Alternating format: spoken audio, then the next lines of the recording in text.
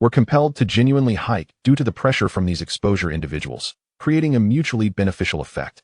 Some hiking streamers who had already signed with agencies had their agencies specifically arrange for individuals to follow them. The fake exposure fish had been following Schwerer for some time, maintaining a steady audience of around 5,000. Previously, he was drawn to Lin Chen's live stream due to viewers from Lin Chen's stream flooding the chat of larger streamers.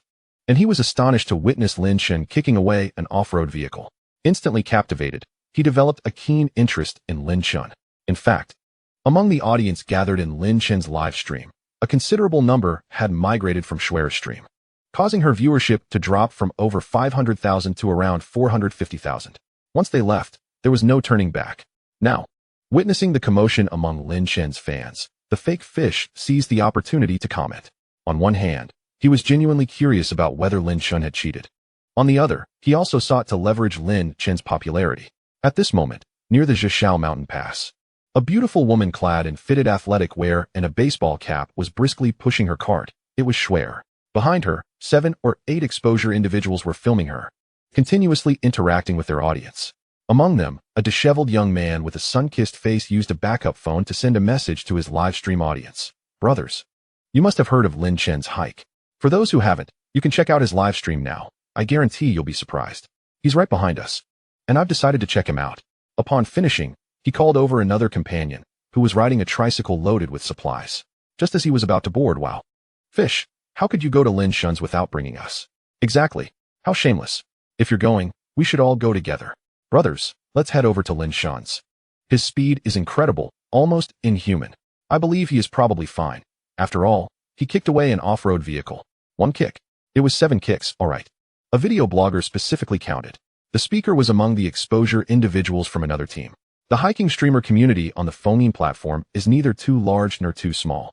Especially as exposure individuals, they are more attuned to the information of other hiking streamers. Everyone knows that today, just behind them, Lin Chen's hike has surged unexpectedly, even topping the trending searches. With such heat and traffic, it would be a missed opportunity not to capitalize on it. However, since they had long been following Schwerer, a tacit understanding had formed between them, making it somewhat awkward to return and film Lin Chen. Moreover, the fans of exposure individuals and hiking streamers are somewhat interconnected. Such actions would naturally create resentment among Schwerer's fans, likely leading to a mass unfollowing. Thus, for the past half hour, they had been torn between whether to go or not. However, at this moment, seeing the fake fish take the lead, they could no longer contain themselves. After explaining a few things to their viewers, they all followed the fake fish down the slope. In an instant, only 2 individuals remained with Schwerer's hiking team. This scene was precisely witnessed by the audience in Schwerer's live stream, sparking an uproar. These exposure streamers are utterly ungrateful. Indeed, without Schwerer, they wouldn't have such an audience or popularity. How foolish of me to have previously sent them gifts. I did not mention it, but dear family, these counterfeit broadcasters should all be unfollowed, one and all. It is unnecessary to argue over such trivial matters. I have watched both sides. Lin Chen is indeed impressive and quite intriguing.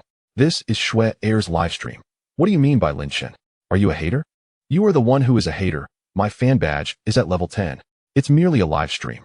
Is it really necessary that viewers can only watch Schwerer? The snow goddess is the best, and I found Lin Chen rather dull. It appears to be nothing but malicious hype that will inevitably lead to his account being banned. Haha, Lin Chen does possess some talent, but it is all in the realm of self-promotion. What else with the remarks from above? I enjoy watching both broadcasters, and am currently watching Lin Chen. What is wrong with that? Those who like Lin Chen should leave this live stream. The atmosphere in Schwerer's live stream grew tense as fans engaged in a verbal battle. Schwerer, pushing her cart briskly, furrowed her elegant brows, realizing she could no longer remain silent. Family, we have weathered many storms together. There is no need to quarrel over such matters. I have not watched Lin Chen, but the fact that he has made it to trending topics indicates he possesses something unique. This has led to an increased interest in our hiking live streams, expanding our audience, which is undoubtedly a positive development. There is no issue of clout chasing here. Fans are fans. Yet no broadcaster has the right to dictate that their followers may only watch a specific live stream. Thus, those who wish to watch Lin Chen are certainly free to do so. Having walked for so long, I am a bit fatigued. I shall sit down for a moment to sip some water and see what is happening over there, perhaps to learn something. Her voice was melodious and gentle. Just these few words managed to quell the fervor in the live stream's comments. The snow goddess speaks wisely. We should heed the snow goddess. Truly, the snow goddess has a grand vision. Indeed, which broadcaster does not keep their fans close to their chest? Only the snow goddess takes the initiative to draw attention to smaller broadcasters. What do you mean by small broadcaster? I believe Lin Chen will soon rise to become a prominent broadcaster, rivaling the snow goddess. Nonsense. The banter continued, and someone suggested that everyone should cool off with an ice pop in this sweltering heat. At that moment, Shui Er stopped by the roadside, unfolded a folding stool, and sat down, casually grabbing a bottle of water. Then she took out her spare phone and entered Lin Chen's livestream. Simultaneously, hundreds of thousands of viewers, adorned with Shui Er's hiking fan badges, flocked into Lin Chen's stream. Instantly, the number of viewers soared past 300,000.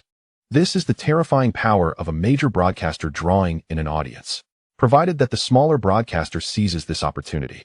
Transitioning from a small to a mid-tier broadcaster is not a daunting task.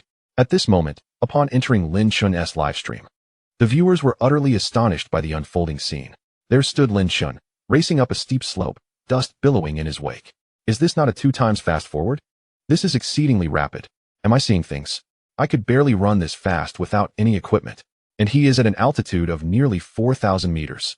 I am in awe of his stamina. Look, there is a woman in a jean and C uniform intercepting him. What is going on here? Cheating, it must be cheating. The newly arrived fans of Shui Er, confused by the situation, began to exclaim cheating and sought clarification. The viewers already in Lin Chen's livestream felt a sudden surge of superiority, dismissing the newcomers with a nonchalant remark to check the trending topics and ignoring them thereafter. Many promptly rushed to social media to check the trending news. Gulp. Shui Er, sipping water, was caught off guard by the livestream's content and sputtered, spraying water everywhere, her eyes wide with disbelief. Whereas the viewers were merely experiencing a visual shock, Shui Er, being a fellow hiking broadcaster who had just traversed the same mountain path, understood the extraordinary physical demand of hiking at such high altitudes. Yet, Lin Chen appeared to be enjoying himself. This completely shattered her preconceptions. What was happening? Why was someone from Jean and C pursuing Lin Chen? Had he committed a crime? Curiosity piqued. She quickly checked social media to understand the situation. Soon, she was utterly astonished. In fact, ever since Mo Go had started trouble, there had been a steady stream of individuals advertising Lin Chen in her livestream. Her moderators had banned many of them at first, but as the numbers grew, Shui Er finally decided to stop banning them.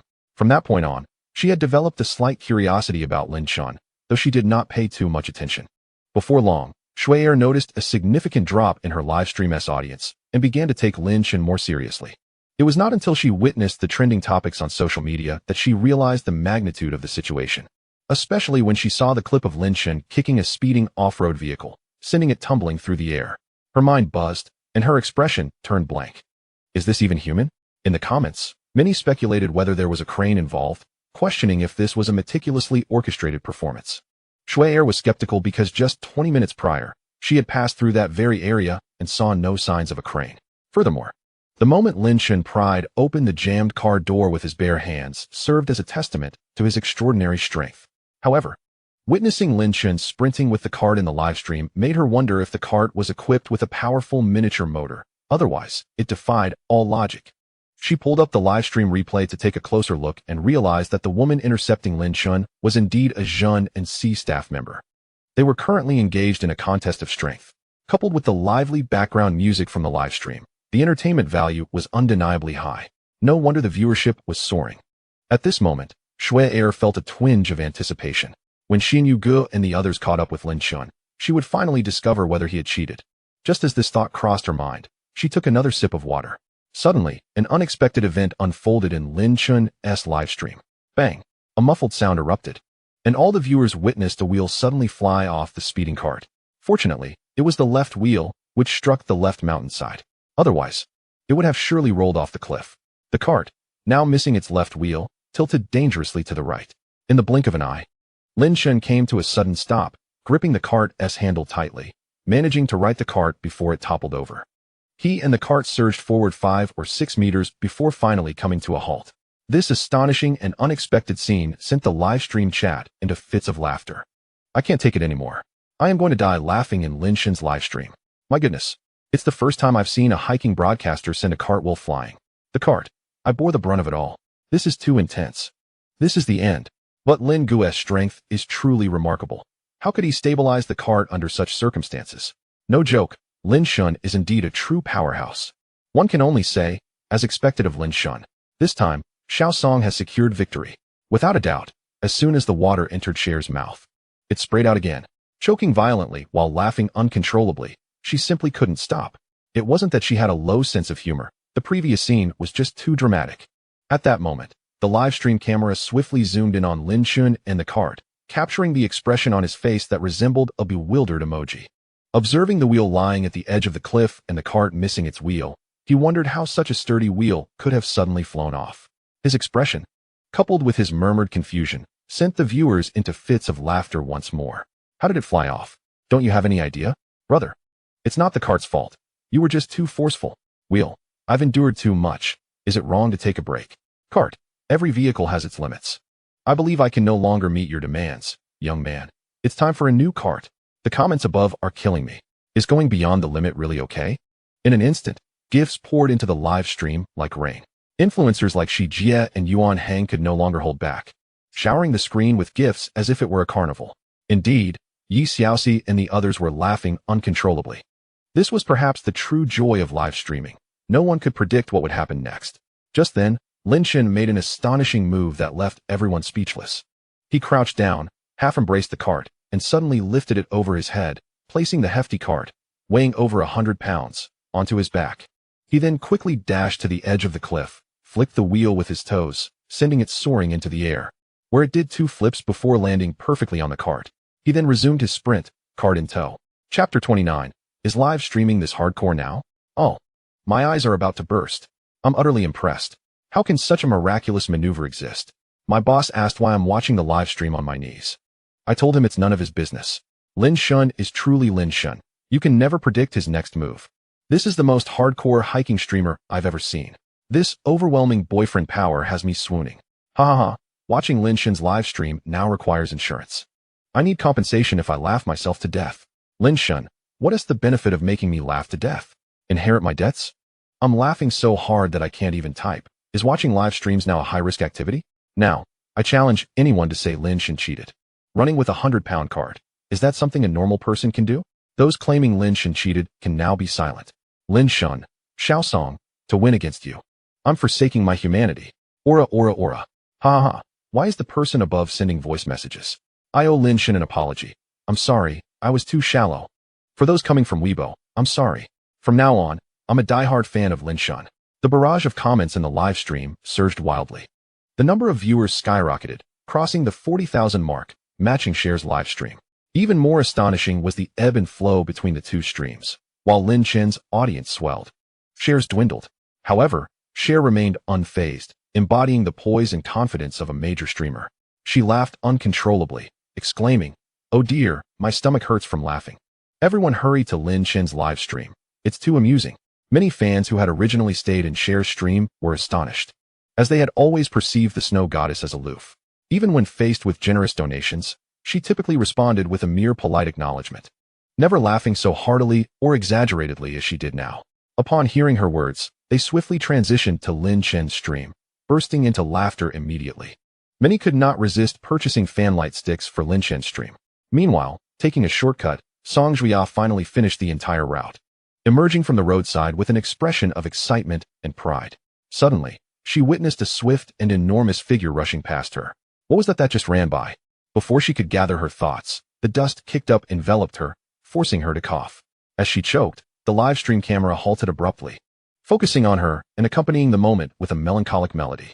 Soon, all the viewers saw Song Juya, coughing, turning to glance at Lin Shun's departing figure, her eyes widening in disbelief, perfectly illustrating the essence of being dumbfounded.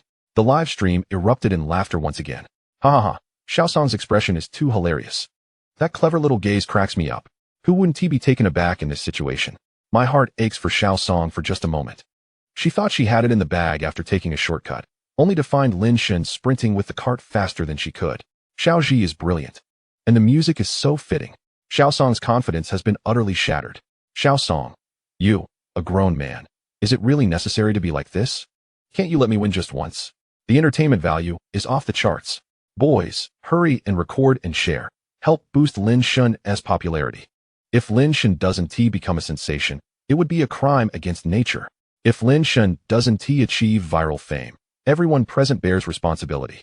In the van, Li Xiao, who had previously cried her makeup away while watching Road's song, was now laughing uncontrollably, nearly collapsing into her seat. She had witnessed Lin Shen's streaming career firsthand, but it was only today that she discovered this side of him. Compared to before, he seemed like an entirely different person. As she watched the live stream, focusing on the dusty and disheveled Song Juya, a pang of envy struck her. She suddenly felt an impulse to abandon acting and join Lin Shen in live streaming hikes. If she were his partner instead of Song Juya, her performance would undoubtedly surpass that of the latter. At that moment, the van door swung open. Li Fong, the manager, caught sight of Song Juya, who was laughing so hard her makeup was in disarray. Her expression turned to one of shock. "Xiao, what are you doing?" Had it been before, Li Xiao would have quickly blacked out her phone screen and brushed it off. However, she simply couldn't bear to miss Lin Shen's stream. "I'm watching the live stream. I laughed so hard that I ruined my makeup." Li Xiao unabashedly showed her phone to Li Fong. Li Fong was left speechless. What live stream could make you cry this much and ruin your makeup? After watching a few seconds of Lin Shen's stream, her face displayed an expression of utter disbelief. Is live streaming really this hardcore and free-spirited now? Is running while carrying a cart the new trend? Her gaze sharpened, and her eyes suddenly lit up. Not to mention, if it weren't for the beauty filter, this female streamer has quite the appearance and figure, not inferior to Naza. Her aura is different. It's a different flavor altogether. If she entered the entertainment industry, she would undoubtedly shine. Li Xiao was at a loss for words. "Sister, she is not a professional streamer. She is a proper staff member of the town and office. It's unlikely she'll enter the entertainment industry." "That is such a pity," Li Fong expressed regret. Then, as they watched the camera catch up to the man sprinting with the cart, capturing his face, Li Fong's eyes sparkled again. This man must be a streamer. His looks can rival those of first-tier idol stars. He seems quite slender, yet possesses such strength. This masculinity is rare in the entertainment industry. Li Xiao feigned nonchalance. "What is this? Are you thinking of signing him? If you can bring him under the studio's wings, I wouldn't object. He is not merely strong. He is also a remarkably talented musician. Previously, he performed an original song titled Song of the Road, which is likely to become a sensation across major music platforms very soon." Li Fong was astonished, her expression filled with skepticism. "Is that true?" She immediately took out her phone and searched a music platform, but found nothing. "The song has just been released, and the music platform doesn't have the rights yet. Try searching on Phoneme platform. You should find it there," Li Xiao advised. Upon searching again, Li Fong indeed found a fan-uploaded live recording of Lin Shen performing Song of the Road. After listening to just half of it, her astonishment was evident. By the end of the song, her face reflected both shock and regret. "You were right. This person is extraordinarily talented. Once this song hits the music platform, it will undoubtedly become a hit. Unfortunately, our studio is too small. We may not be able to sign him," Li Xiao lamented. After the previous management contract ended, she resolutely decided to go solo and established her own small studio. As Li Fong's elder cousin and part-time manager, she had encountered various aspects of the entertainment industry's capital over the past 2 years. She understood well that a gem like Lin Shen would certainly attract fierce competition from major entertainment companies once he caught their attention. In contrast, Li Xiao's small studio primarily served her individual pursuits, lacking the strength to compete with industry giants. "That may not be the case. Sister, you could initiate contact. Who knows what might happen?" Li Fong looked at Li Xiao with a hint of suspicion. "Xiao, are you so eager because you have taken a liking to this male streamer? I advise you to focus on your rising career and not get distracted." Li Xiao blushed and playfully retorted, "Sister, where are your thoughts wandering? I'm merely considering the future of our studio. It won't suffice to have just one artist. If he joins us, even if I were to falter one day, the studio could continue to thrive." Li Fong finally lowered her guard. She had been contemplating this direction for some time, but had yet to find a suitable and cost-effective candidate. "All right, I will reach out and see what happens. Even if we can't sign him, securing a couple of songs would be beneficial." Suddenly recalling something, she urged, "Stop watching the live stream. Your next scene is about to start, and with your makeup like this, you will surely be scolded by the director. Hurry and touch up your makeup." Reluctantly, Li Xiao exited the live stream, following Li Fong to the car. At that moment, Song Juya, climbing onto the road, gazed at Lin Shen's rapidly disappearing figure. Dust and grime covered her face and body, rendering her appearance quite disheveled. She stood there, dazed, questioning her life choices. What kind of monster had she encountered? Having patrolled Route 318 for several years, she had seen countless diverse streamers, but none like this peculiar individual. If your tire is flat, you stop to fix it. What kind of nonsense is it to run while carrying a car? Is winning that important? She shouted in frustration, Lin Shun, you better not let me catch you. Moments later, Song Juya bent down, overwhelmed, and shouted. Her outburst startled the live stream audience. Haha, I didn't mean to laugh, but I couldn't help it. Me neither. Song Beauty has lost it. Haha, I'd lose it too. Lin Shun is absolutely a straight shooter, showing no mercy. This scene is classic. But I believe this won't be Song's last meltdown. Wow, I've never watched live streams before, but today I'm completely captivated by Lin Shun's broadcast. It's hilarious. Same here. I'm looking forward to the rest of the journey. After her outburst, Song Juya took a shortcut, using both hands and feet, and sped up even more. Wow, little Song is becoming more resilient. She's determined to save face. If she loses again, she might not even want to return to Zhenin. Did you see that? There's a fierce glint in little Song's eyes. That fierce glint is concerning. If Lin Shun gets caught, he won't have a pleasant outcome. Once again, I feel for little Song. She's a beautiful agent forced to become ruthless. In the stream, Lin Shun continued to sprint while carrying the cart. Given his current physical condition, the weight was hardly a challenge. He was well aware that Song Juya was taking a shortcut to pursue him. However, he relished this kind of showmanship, aiming to attract a larger audience. In just a short time, his popularity was rapidly approaching 500,000. Ahead of him, a manual transmission sedan was making its ascent, fully loaded with passengers. Despite flooring the accelerator in second gear, the car moved sluggishly due to the high-altitude environment. The occupants were chatting when suddenly a man in the front passenger seat exclaimed, "What the heck?" His eyes widened in disbelief as he looked outside, spotting a handsome man running alongside their vehicle while carrying a cart. He was overtaking them at an astonishing pace. The others in the car quickly noticed and exclaimed in unison, "Is this guy for real? Running with a cart? Has walking streaming reached this level? How hardcore is this? Quick, record it for social media. Haha, Lao Zhong. Your car is seriously lacking if you can't even keep up with a walker." They pulled out their phones, recording the moment and posting it online. Spotted the most hardcore walker on Route 318. The comment section soon flooded with disbelief. Meanwhile, Lin Shun continued to surpass several slower vehicles and 2 heavy trucks, earning a chorus of astonished reactions. As the comments began to shift, viewers expressed their amazement at Lin Shun's incredible stamina.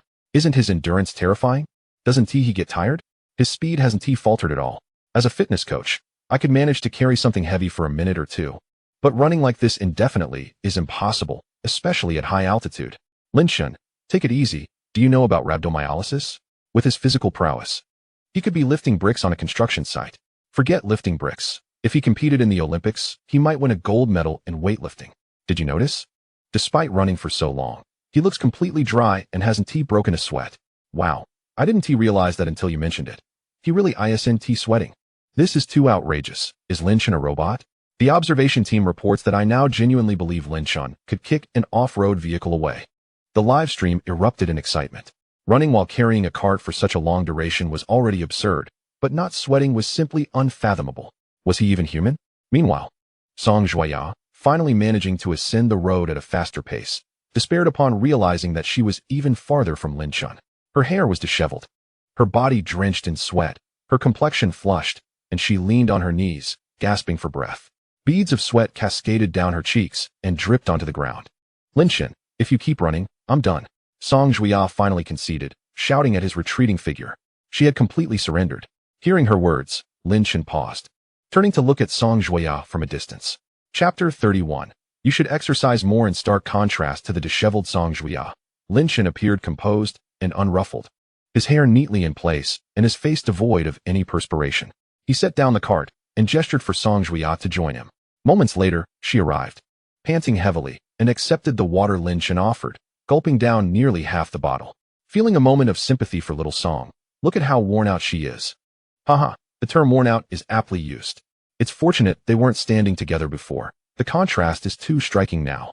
One would think little Song was running with a cart on her back. Could it be that Lin Shun truly possesses martial prowess?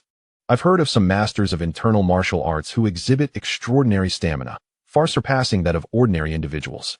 There's a Taoist temple near my home, where an old priest can traverse steep mountain paths for miles without breaking a sweat. Wow, recalling the image of Lin Shun kicking a SUV into the air, it's hard to believe he isn't a master of internal arts. Lin Shun, stop pretending, just confess. As Lin Shun scrutinized Song Juya, who returned the water, he remarked, You truly ought to exercise more. Upon hearing this, Song Juia's anger flared, and she glared at Lin Chun, barely restraining herself from lunging at him. How on earth do you maintain such remarkable physical conditioning? She inquired, her curiosity barely masking her irritation. The 50,000 viewers in the live stream perked up, eager to listen intently. Some even retrieved paper and pens, ready to take notes. For Lin Chun's display of strength and stamina was nothing short of astonishing. The disparity between his seemingly frail physique and his extraordinary capabilities led many to speculate if he had mastered the internal skills of martial arts. With a hint of amusement, Lin Chun began to impart his wisdom. The method is quite simple. I perform 100 push-ups, 100 sit-ups, 100 squats, and run 10 kilometers daily. Is that all? Song Juia's eyes widened in disbelief, her expression one of incredulity. Lin Chun feigned innocence, shrugging his shoulders. What did you expect? Should I teach you a set of internal cultivation techniques? Come now, at least you have a higher education. One must trust in science and not get lost in fanciful notions. In that moment, Song Juia's cheeks flushed, leaving her with no retort. For she had indeed questioned whether Lin Chun had practiced some form of internal martial arts. The fans in the live stream were equally disappointed, their comments rife with skepticism. I'm astounded, is that really it? Lin Chun is quite the trickster. I can't believe you. You kicked a SUV into the air, sprinting with a 100-pound load for 5 or 6 minutes without breaking a sweat, and now you tell me to believe in science? Science? I just want Lin Chun to clarify what on earth science means. Brothers, you've all misunderstood Lin Chun. Haven't you heard the saying? The end of science is metaphysics. So what Lin Chun means is we should believe in metaphysics. Wow, that's an enlightening interpretation. Got it. Outside science belongs to scientists, but the science in this live stream belongs to Lin Chun. At that moment, several motorcycles and off-road vehicles appeared on the downhill path. The comments exploded with excitement. It's Xin Yuge and his team. The anti-fraud team from Shue's side has finally arrived. Lin Chun, are you feeling nervous now? I believe Xin Yuge and his team should be more anxious, fearing Lin Chun might dispatch them with just 2 punches. Haha. If this were before, I would worry for Lin Chun, but now, I'm confident he can handle the cart without issue. Exactly. Lin Chun's speed while carrying the cart seems even faster than simply pushing it, which is utterly ridiculous. Lin Chun and Song Juia both noticed the approaching Xin Yuge and his team. Song Juia cast a worried glance at Lin Chun, only to find him unperturbed. His dark eyes devoid of emotion as he regarded the newcomers. With his prominent nose and well-defined jawline, Song Juia's heart raced, and a faint blush crept onto her cheeks. Fortunately, her naturally tan complexion and recent exertion concealed it somewhat. Stealing a glance at the comments, she noted that no one had noticed her, allowing her to breathe a sigh of relief. Humph. In the bustling metropolis, Yi Xiaoxi raised an eyebrow, letting out a soft huff as she lit a cigarette. Lin Chun observed the swiftly approaching vehicles, and upon glancing at the comments, he realized that these individuals, much like the previous Long Ji's team, were professional livestream fraud investigators. He held no particular animosity towards such people. After all, the livestreaming industry thrives on diversity. As long as it garners attention and does not involve any illegal activities, virtually anything goes. To some extent, these fraud-busting streamers also help purify some of the unsavory elements in the livestreaming community. As long as they didn't exhibit the domineering style of Long Ji's team, Lin Chun was indifferent to them, unconcerned about whether they would siphon off his viewership. In the virtual realm of the internet, traffic is perpetually fluid. Those who wish to remain will naturally do so, while those who do not will only be driven away further by attempts to retain them. At that moment, Xin Yuge and his team parked their vehicles by the roadside and approached Lin Chun and Song Juia, their expressions a mixture of excitement and apprehension. How could they not be nervous? After all, Lin Chun was the man capable of kicking a SUV into the air. During their journey to this location, they had been closely monitoring Lin Chun's live stream and were further convinced of his extraordinary abilities. They believed that if conflict were to arise, their physiques would likely not withstand a single blow from Lin Chun. The memory of Long Yao's fate loomed large in their minds. Who would willingly take such risks for mere fame and viewership? Hey, Lin Gu, you've worked hard. Here, have a bottle of energy drink. Xin Yuge, with a hint of trepidation, approached Lin Chun with a somewhat ingratiating smile, offering him an unopened bottle of functional beverage as a gesture of goodwill. Lin Chun glanced at the drink, accepted it, and took a sip. Upon seeing this, Xin Yuge instantly relaxed. It seemed that Lin Chun was not as difficult to deal with as he had anticipated. Are you here to expose me? Lin Chun asked, taking a few gulps before casting a playful smile at Xin Yuge and the other fraud investigators behind him. As soon as he finished speaking, Xiaoji promptly searched online for a tense string arrangement from an anime featuring a formidable antagonist. At that moment, despite Lin Chen showing no signs of arrogance, the faces of all the fraud investigators grew tense, their expressions betraying a flicker of fear. Some even instinctively took a step back, their hands trembling as they held their devices for the live stream. Chapter 32. Catching up with Shui on foot. This scene was clearly captured by the live streaming phone. The viewers in Lin Chen's stream, as well as those in the fraud investigators' streams, erupted in laughter. Lin Shun is incredible. Just one sentence turned the faces of those fraud investigators green. How could they not be afraid? Lin Shun is the man who kicked an engine into the chassis. Seeing them reminds me of Long Yaowu. I wonder if he has managed to put his insides back in. These fraud investigators have some nerve to come and ride on Lin Shen's coattails.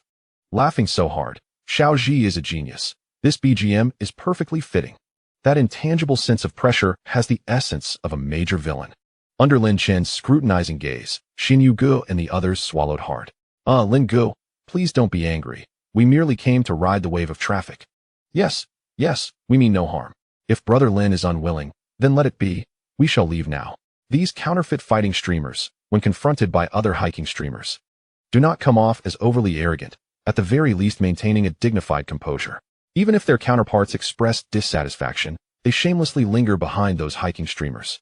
When faced with someone easier to intimidate, they do not hesitate to confront them with their phones. Yet now, in the presence of Lin Chen, an intangible pressure looms over them, and some have already begun to retreat. Upon hearing this, Lin Chen glanced at the card and shook his head with a smile. Those who are upright need not fear shadows, he mused. It is not that I cannot refute the falsehoods. In fact, I do not intend to use this card anymore. So examine it as you please. Once you are done, just place it in the vehicle and take it to the town ahead to dispose of it. With that, Lin Chen promptly retrieved a large spare backpack from the cart and began packing clothes, a tent, and some necessities into it. The counterfeit fighting streamers were momentarily taken aback, their expressions shifting to relief and surprise. The viewers in the live stream began to chatter excitedly, as they had not anticipated that Lin Chen would dispose of the cart outright. Was he truly transitioning from a cart to a backpack for his hike? It was not entirely unfeasible. Soon, Lin Chen had stowed most of his belongings into the backpack and slung his guitar over his shoulder, discarding any unnecessary items left on the cart before stepping aside. You may check it now, he said. The counterfeit fighting streamers, seizing the opportunity, gathered around the cart and began to showcase their eloquence, enthusiastically discussing their findings. Some retrieved tools to inspect areas where motors might be concealed. Lin Chen stood nearby, sipping a drink, watching their live broadcast with keen interest, occasionally engaging with the viewers and responding to their comments. After a short while, all the counterfeit fighting streamers rose to their feet. Given the high altitude, every movement consumed more energy than usual, and soon they were all sweating profusely. Brothers, as you all witnessed, there is nothing amiss with Lin Shen's cart. Uncle Feng would stake his life on it. Lin Shen is indeed hiking. One exclaimed. I just want to say, Lin Shen is incredible. I am thoroughly impressed. Thanks to my wind brother for the plane. Another chimed in. What? You want to follow Lin Shen? You fickle fans move on too quickly. Don't you still want Snow Goddess? Whether they could follow or not depended on Lin Shen's consent. Observing the streamers engaging in banter, Lin Shen understood their intentions. Feel free to follow if you wish. This path is not one I have paved, he remarked before continuing on his way after calling out to Song Juya. The counterfeit fighting streamers quickly fell in behind him, while Lin Shen's cart was hoisted onto a pickup truck by one of the counterfeit fighting teams. The other streamers felt a twinge of jealousy, sensing that Lin Shen, who had suddenly risen among the hiking streamers today, would undoubtedly enjoy lasting fame. His hiking cart undoubtedly held collectible value. Unfortunately, the cart, modified from a wheelchair, had certain parts welded shut during its transformation, rendering it non-collapsible. Their vehicles could not accommodate the cart, leaving them to watch helplessly as it was loaded onto the only pickup truck present. For Lin Shen, the cart was indeed a burden. Without it, he could move more swiftly. Fortunately, Song Juya, hailing from the town security bureau, was accustomed to rigorous marching training, enabling her to keep pace with him. The counterfeit fighting streamers trailed behind, panting heavily as they struggled to keep up. While the support vehicle remained behind, the streamers themselves held selfie sticks, trailing the hiking streamers to avoid incurring viewer backlash. The live stream captured the comedic scene of the exhausted counterfeit fighting streamers attempting to keep up with Lin Shen and Song Juya, eliciting laughter from the audience. Is Lin Shen's popularity really that easy to latch onto? These counterfeit fighting streamers have no idea what it means to be dominated by Lin Shen. However, Lin Shen's speed is astonishing, At such high altitude, while carrying dozens of pounds, he moves with such agility. If Lin Shun were to enlist, he would undoubtedly excel. Haha. Brother Xinyu must regret giving Lin Shun that energy drink. I think Lin Shun could easily be a spokesperson for certain beverages. I would be the first to support him. As the discussions proliferated, time flew by. Before long, they approached a pass. On the live stream, a cart appeared along the roadside. Significantly larger than Lin Shun's modified wheelchair cart, boasting a waterproof tarp emblazoned with Schwer Hike. The cart was filled to capacity, complete with a large lighting fixture. Nearby, a striking young woman clad in form-fitting black athletic wear and a sun hat was live streaming with a selfie stick. A few counterfeit fighting streamers were also independently broadcasting nearby. Lin Chen's live stream erupted with excitement. It's Snow Goddess. They've caught up to Snow Goddess. Oh wow, I get it now. Lin Shun is moving so quickly to have a beautiful encounter with Snow Goddess. I came from Snow Goddess's stream. She hasn't moved since she paused earlier. She's clearly waiting for Lin Shun. Is that true? Snow Goddess is typically aloof and solitary. Does she now wish to team up with Lin Shun? I'm so excited. I like both of them. If they could form a couple, that would be amazing. I wholeheartedly support Lin Shun and Snow Goddess becoming a couple. I've even thought of a name, Lin Shui CP. Indeed, these two are quite a handsome pair. Those above, step aside. If anyone is to form a couple, it should be with Song Beauty. Shunju CP is the best. Haha, Xiao Song is indeed a good match, but she is a genuine Town Security Bureau official. She'll only be with Lin Shun for a few days before departing. I timidly ask, can Lin Shun form a couple with both ladies simultaneously? Wow. Those above are bold to think that, but I like it. Those above are bold. You stinky men, dreaming away before dusk. At that moment, the atmosphere in the comments remained relatively harmonious. However, the CP fans subtly began to divide into two factions. Overall, the pairing of Shinju and Lin Shun seemed to resonate more profoundly with the audience. The romantic tale of a hiking streamer and a Town Security Bureau agent journeying together was undeniably captivating. At this time, alerted by the fans in the live stream, Schwetter stood up, her slightly cool gaze fixing on the approaching Lin Shun and Song Juya, creating a ripple of anticipation. Chapter 33. Conflict erupts between the fans. Lin Shun spotted Schwer as well. It must be said that in this era of beauty filters saturating the streaming platform, the first glance at Schwer was breathtaking. Unlike Song Juya, whose beauty bore a hint of exotic charm, Schwer possessed delicate features, resembling a petite girl from Jiangnan. From a distance, she exuded an ethereal quality. Moreover, unlike many hiking streamers who had tanned in the sun, Schwer's skin remained fairer than most. Whether this was due to genetics or diligent care, it was no wonder she commanded such popularity. Her looks alone could make waves in the entertainment industry. Lin Shun mused to himself. Strictly speaking, his decision to transition from indoor activities to outdoor adventures was made after witnessing Schwer's explosive rise in the hiking community. Behind him, Song Juya also spotted Schwer. After the initial astonishment, a flicker of vigilance crossed her beautiful eyes. As the two parties drew closer, the comment section in Lin Shun's live stream buzzed with excitement once again. They're coming. Lin Shun is approaching Snow Goddess. I'm so nervous. It feels even more intense than my own romantic endeavors. Indeed, there exists a palpable sense reminiscent of a romantic drama when the male and female protagonists first meet. The previous commenter seems to have overlooked the fact that Goddess Song is the true leading lady. Snow is merely a supporting character. I wholeheartedly support Goddess Song. While Snow is undoubtedly beautiful, her stamina cannot possibly match that of Lin. It's far more entertaining to witness a grand pursuit scene. Snow's demeanor is simply too aloof. However, I take umbrage at the previous remarks. Snow's coolness is, in fact, part of her charm and defining trait. Her physical endurance is remarkable. Snow is indeed the foremost. She can push such a substantial cart from dawn until dusk, while many male streamers attempting to debunk her have long since given up. Who could possibly compare to her in that regard? But what of it? Snow's cart is both large and heavy. How could she possibly keep pace with Lin's current speed? The atmosphere is increasingly charged. Lin Shun, observing these comments, finds himself both amused and exasperated. These fans are truly invested in their roles. He and Snow have yet to officially meet, yet they have already sparked such a commotion. Initially, he intended to engage with Snow, but now it seems prudent to remain cautious to avoid escalating the situation further in the livestream. With determination, Lin approached Snow, offering a smile and a nod before passing her by, without further conversation. Snow's expression was clearly one of surprise. Witnessing this, Song Juya's lips curled into a slight smile as she briskly followed Lin. This scene did not go unnoticed by the fans in both live streams. igniting a flurry of comments.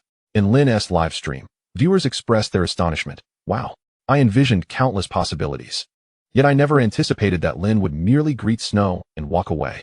Snow has over 4 million followers. How could Lin let this opportunity slip by? As a fan of Snow, I can't help but feel Lin has been rather rude. Indeed, half of Lin's viewers must have migrated from Snow's stream, prompting some to consider unfollowing. Unfollow 1. I'm upset too. Let us all unfollow together. Lin has grown arrogant. Unaware of how he rose to fame. He is the quintessential farmer and snake. Some of you are overly sensitive. Isn't Lin's soaring popularity largely due to the previous incident with Longo? What of it? From now on, I will only watch Lin's streams. Those who dislike it can leave immediately. Why all the fuss? Just enjoy the live stream and don't take it too seriously. Indeed, I believe Lin simply wishes to avoid being accused of riding on Snow's coattails. It's tough for Lin, no matter what he does. He seems to be in the wrong. If he maintains distance from Snow, he is criticized, yet if he joins her, he is accused of seeking attention. In contrast, the atmosphere in Snow's live stream remained much more harmonious, attributed to the demographic of her audience. Lin's sudden surge in popularity resulted in a diverse audience in his stream, spanning various ages, genders, and cultural backgrounds. Conversely, Snow's audience had coalesced over months, primarily consisting of male fans aged 20 to 50, with a ratio of approximately 70 to 30. After inadvertently directing traffic to Lin, most of her female followers had transitioned to his stream. Hence, the majority of her current audience comprises male fans who are largely indifferent to the idea of a pairing between Snow and Lin, even wishing for Lin to keep his distance from her. Yet, upon witnessing Lin merely greet Snow before departing, the fans felt a sense of discontent. Lin is being rather arrogant. Isn't Snow a senior in the streaming world? What else with this attitude? Indeed, does he truly believe himself to be a divinity simply because others call him Lin God? He is certainly inflated. There have been many streamers who rose to fame overnight. How many remain significant now? Those above seem overly sensitive. It is their first meeting. Does Lin truly need to curry favor with Snow? Exactly. There are numerous foot streamers on the 318 route. Let each go their own way without forcing a connection. Be mindful of your wording. To imply forced bonding suggests that Snow is merely attempting to capitalize on Lin's popularity. Lin's fans, vacate this live stream. As the comments continued, the calls for Lin's fans to leave intensified, swiftly gaining momentum. Suddenly, a multitude of viewers adorned with Function Hall fan badges flooded into Snow's live stream. Function Hall reporting in, what is Lin in comparison to Snow?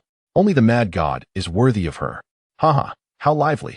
Function Hall has come to propose. Snow's fans, do not be agitated. Watch how Function Hall defends her. Indeed, how dare mere Lin be so presumptuous? Snow belongs to the mad god. Lin is nothing.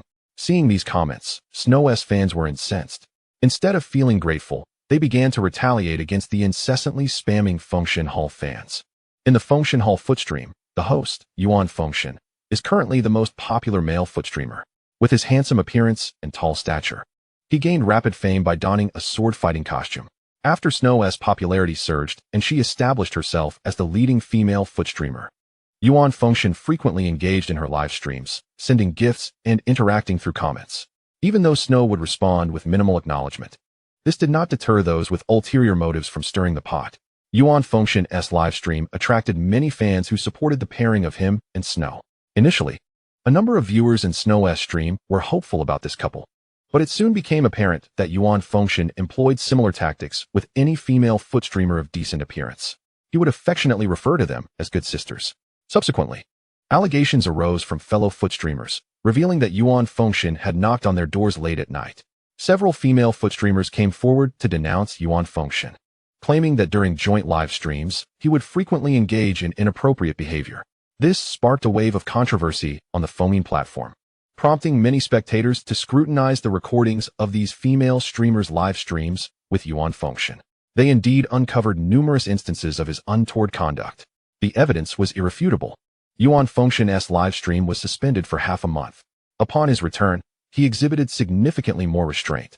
Although he still maintained his position as the top male footstreamer, he faced considerable backlash in the live streams of female streamers. Over time, the composition of his audience shifted predominantly to those inclined to create drama. These fans are characterized by their tendency to flock to lively situations, particularly enjoying teasing female streamers. Yuan Function, however, showed no inclination to curb this behavior. Now, With Yuan Fengshen's fans suddenly flooding Snow's live stream, the already agitated Snow's followers found an outlet for their frustrations. The comments transformed from calls for Lin's fans to leave to shouts of "Mad Dog, get lost." The situation quickly devolved into a heated exchange of insults. Snow, observing Lin and Song Juya walking away, felt a twinge of something unusual. Lin's brief greeting before departing had indeed caught her off guard. Yet it also evoked a sense of camaraderie. She, too, preferred to focus solely on her streaming endeavors without excessive entanglements with other streamers. On the foaming platform, many streamers band together, creating rivalries to garner attention. Such behavior is something she disdains and intentionally avoids. When she glanced back at the live stream, she noticed that the comments had erupted once more, and once again, it was Yuan Fengshen stirring the pot. Shui frowned lightly, a flicker of displeasure stirring within her. The current Yuan Fengshen bore little resemblance to her initial impression. His live streaming room had devolved into a chaotic rhythm-based spectacle. Neither Yuan Fengshen himself nor his fans seemed to resonate with this discordant atmosphere. The focus on rhythm had overtaken the essence of his content, transforming what was once a simple hiking stream into something unrecognizable. Yet, it must be acknowledged that such rhythm-based streams have a knack for captivating the attention of netizens, making them more likely to grow in popularity. After being banned for 2 weeks, Yuan Fengshen's popularity had suffered significantly, dwindling to less than half of its peak. However, through the art of manipulation and provocation, his viewer count had surged back to its zenith, perhaps even surpassing it. To Shui, this method of streaming seemed perilous. Given Yuan Fengshen's capabilities, he might not be able to manage the volatile nature of his rhythm-following fans. Ultimately, this could lead to a backlash that might shatter him completely. Instances of such outcomes were not uncommon in the streaming realm, with some individuals already finding themselves permanently banned. In the past, Shui might have sought to soothe her viewers, encouraging them to avoid conflicts with the fans of the sacred temple. Perhaps she would have performed a talent to divert their attention. Yet now, witnessing the barrage of insults directed at Lin Xun from the sacred temple's fans, she felt a rising irritation, and her usually serene gaze held a hint of coldness. Being a hiking streamer is no easy task, and Lin Xun is an exceptionally talented host. At least within her stream, she had no desire to see anyone maliciously slander him. She instructed the moderator to take action. If any further derogatory comments about Lin Xun appeared, they would be banned for 24 hours. Her words, laced with a chill, resonated through the chat, prompting a sudden stillness. Then, the screen erupted with messages. Whoa, is Snow Goddess taking a stance? Right? Standing with Lin Xun, no doubt. Indeed. The one with issues is the mad dog of Yuan Fengshen. Fearing Lin Xun's meteoric rise threatens his position as the top hiking streamer, and thus resorting to petty tactics. Now I get it. I've heard Yuan Fengshen has 5 groups of 1,000 fans each, most likely sent to stir trouble. They dare not confront Lin Xun directly, so they come here, pretending to defend Snow Goddess, only to use her as a shield. The mad dog of Yuan Fengshen is cunning. If he wants to ride Lin Xun's coattails, he should do so without barking here. Ha ha ha, does the mad dog dare? Lin Xun is at his peak. If he dares to provoke, he'll be met with fierce backlash. The mad dog is like this, always looking to bite instead of focusing on his content. The mad dog is a malignant tumor among hiking streamers. Upon reading these comments, the audience bearing the sacred temple insignia was left bewildered. Their collective thought was simple: Shui has changed. In the past, she would have sought to downplay the conflict, never taking sides as she did now. Although she did not explicitly state it, everyone understood she was on the brink of revealing Yuan Fengshen's identity. Many of Yuan Fengshen's fans quickly flooded the chat, their grievances spilling forth in defense of both themselves and their idol. Yet, even when they refrained from disparaging Lin Xun, the mere act of commenting led to immediate bans. One by one, they were silenced. Moreover, multiple moderators were simultaneously taking action against several individuals. In an instant, Yuan Fengshen's fans were incensed, bombarding the chat with questions. Wasn't it only those insulting Lin Xun who were banned? Why are all of us wearing the sacred temple insignia being silenced? Consequently, Shui's hiking stream descended into chaos. Shui observed coldly, showing no intention of intervening. Her own fans were taken aback. Was she truly severing ties with Yuan Fengshen? This could lead to significant repercussions. A segment of her audience, already weary of the sacred temple's arrogance, cheered her on. Meanwhile, in Lin Xun's live streaming room, a surge of Shui's hiking fans poured in. Everyone, hurry to Snow Goddess's stream. She's taking down the mad dog. Shui has gone wild, having already banned at least 500 fans of the sacred temple. Lin Xun, be cautious. The mad dog is heading to your stream to stir trouble. The hiking streamers are at odds. Everyone, go watch. Guided by these comments, many flocked to Shui Air's hiking stream, immediately invigorated. Indeed, the slaughter continued. They clamored for details. And Shui Air's fans explained the unfolding drama. As the new arrivals grasped the situation, they unleashed a torrent of vitriol against the mad dog. At that moment, fans of the sacred temple who had been banned from Shui Air's stream began to infiltrate Lin Chen's live room. Lin Dog, meet your demise. The sacred temple has arrived. Lin Dog, why don't you kneel and welcome? You think you can compete with the mad dog for Snow Goddess's favor? Take my advice. Stay as far away from Snow Goddess as possible. If the mad dog mobilizes, you won't be far from quitting. When the mad dog is angry, not a blade of grass remains. Lin Chen observed the childish, overly dramatic comments flooding in, momentarily taken aback. He was aware of Yuan Fengshen's notoriety.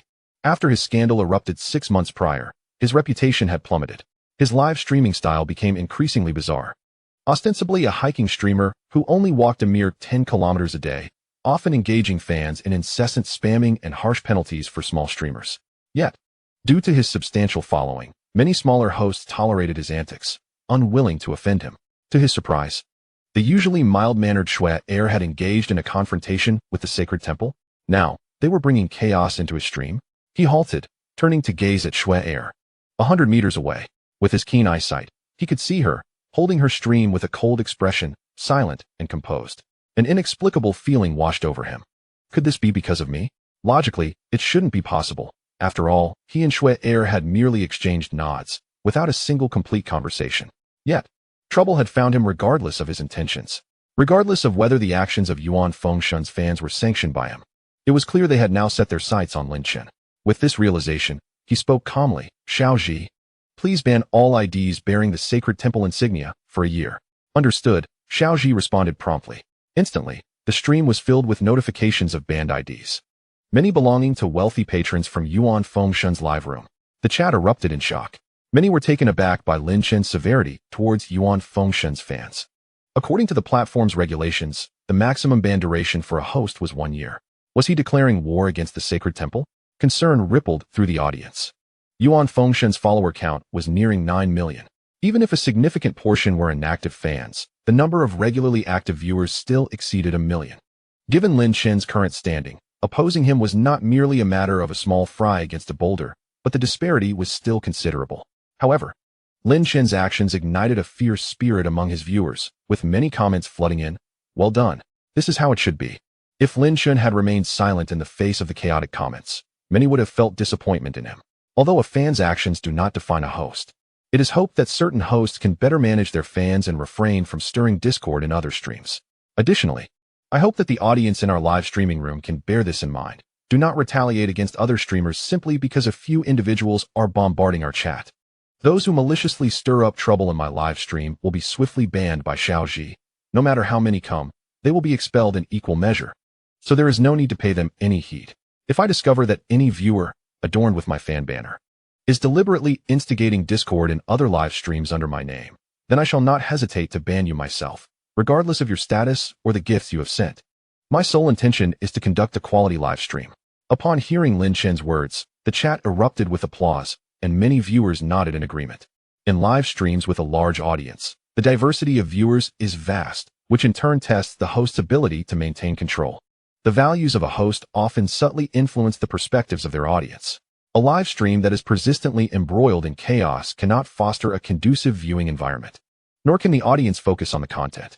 Hence, Lin Chen's declaration effectively defined the nature of his streaming space. He does not wish to engage in chaos. Yet he is unafraid of it. Whoever provokes me shall face the consequences. It matters not who they are or their intentions. Meanwhile, approximately 40 kilometers away from Zhishao Mountain, the scenery is picturesque, with vast grasslands flanking the roads, where yaks graze peacefully. This is the old Capital Bridge, renowned as a paradise for photographers along Route 318. A tall and handsome man dressed in traditional attire sits by the roadside, holding a selfie stick for his live stream. Nearby, a lightweight pushcart is prominently labeled with Mad God Hiking. He is Yuan Fengshen, a leading figure in outdoor hiking on the foaming platform. At this moment, he is connected via a split screen with a female streamer. It is punishment time, according to their previous wager. The loser must perform 10 squats while carrying a 20-kilogram jug of water. The female streamer, delicate in stature, grits her teeth to complete the 5th squat, but can endure no more. Yuan Fengshen, with a slight smile on his lips, shows no intention of halting the challenge. Meanwhile, the chat is filled with gleeful comments. At that moment, individuals who had been silenced in Shui Air and Lin Chen's live streams began to flood into Yuan Fengshen's chat. They exclaimed about the chaos they faced in Shui Air's stream, where she had viciously targeted them in support of Lin Chen, who had also banned them. The discontent grew as they lamented how Shui Air seemed to have shifted her affections towards Lin Chen. Yuan Fengshen's smile gradually faded as he absorbed their grievances. He was not unfamiliar with Lin Chen, having recently experienced an influx of viewers in his own stream mentioning Lin Chen, claiming he had kicked a 4-wheel drive vehicle. Yuan Fengshen had merely sighed at the audacity of such tactics before promptly banning those who promoted Lin Chen's name for 24 hours. He had forgotten about it until now, only to see Lin Chen's name re-emerge, coupled with the realization that this audacious individual had not only banned his followers, but had also captured Shui Air's attention. A surge of anger ignited within Yuan Fengshen. He had been moving leisurely, waiting for Shui Air in hopes of a collaborative hiking venture, only to find her entangled with a rival. Despite his generous gifts, he had failed to gain any closeness with her. Now finding his brother's banned due to Lin Chen's actions, as the top outdoor hiking influencer, Yuan Fengshen felt his authority was seriously challenged. Simultaneously, his pride as a man was deeply wounded, leading him to harbor resentment even towards Shui Air. Brother Fengshen, I truly can't continue any longer. Please change my punishment, pleaded the female streamer, her eyes red as she struggled to complete 2 more squats under the weight of the water jug. Yuan Fengshen's gaze sharpened as he looked at her through the screen and suddenly smiled. In that case, find a pen and write Lin Chen is a dog on your face. You're not allowed to erase it for a day, and you can skip the rest of the punishment.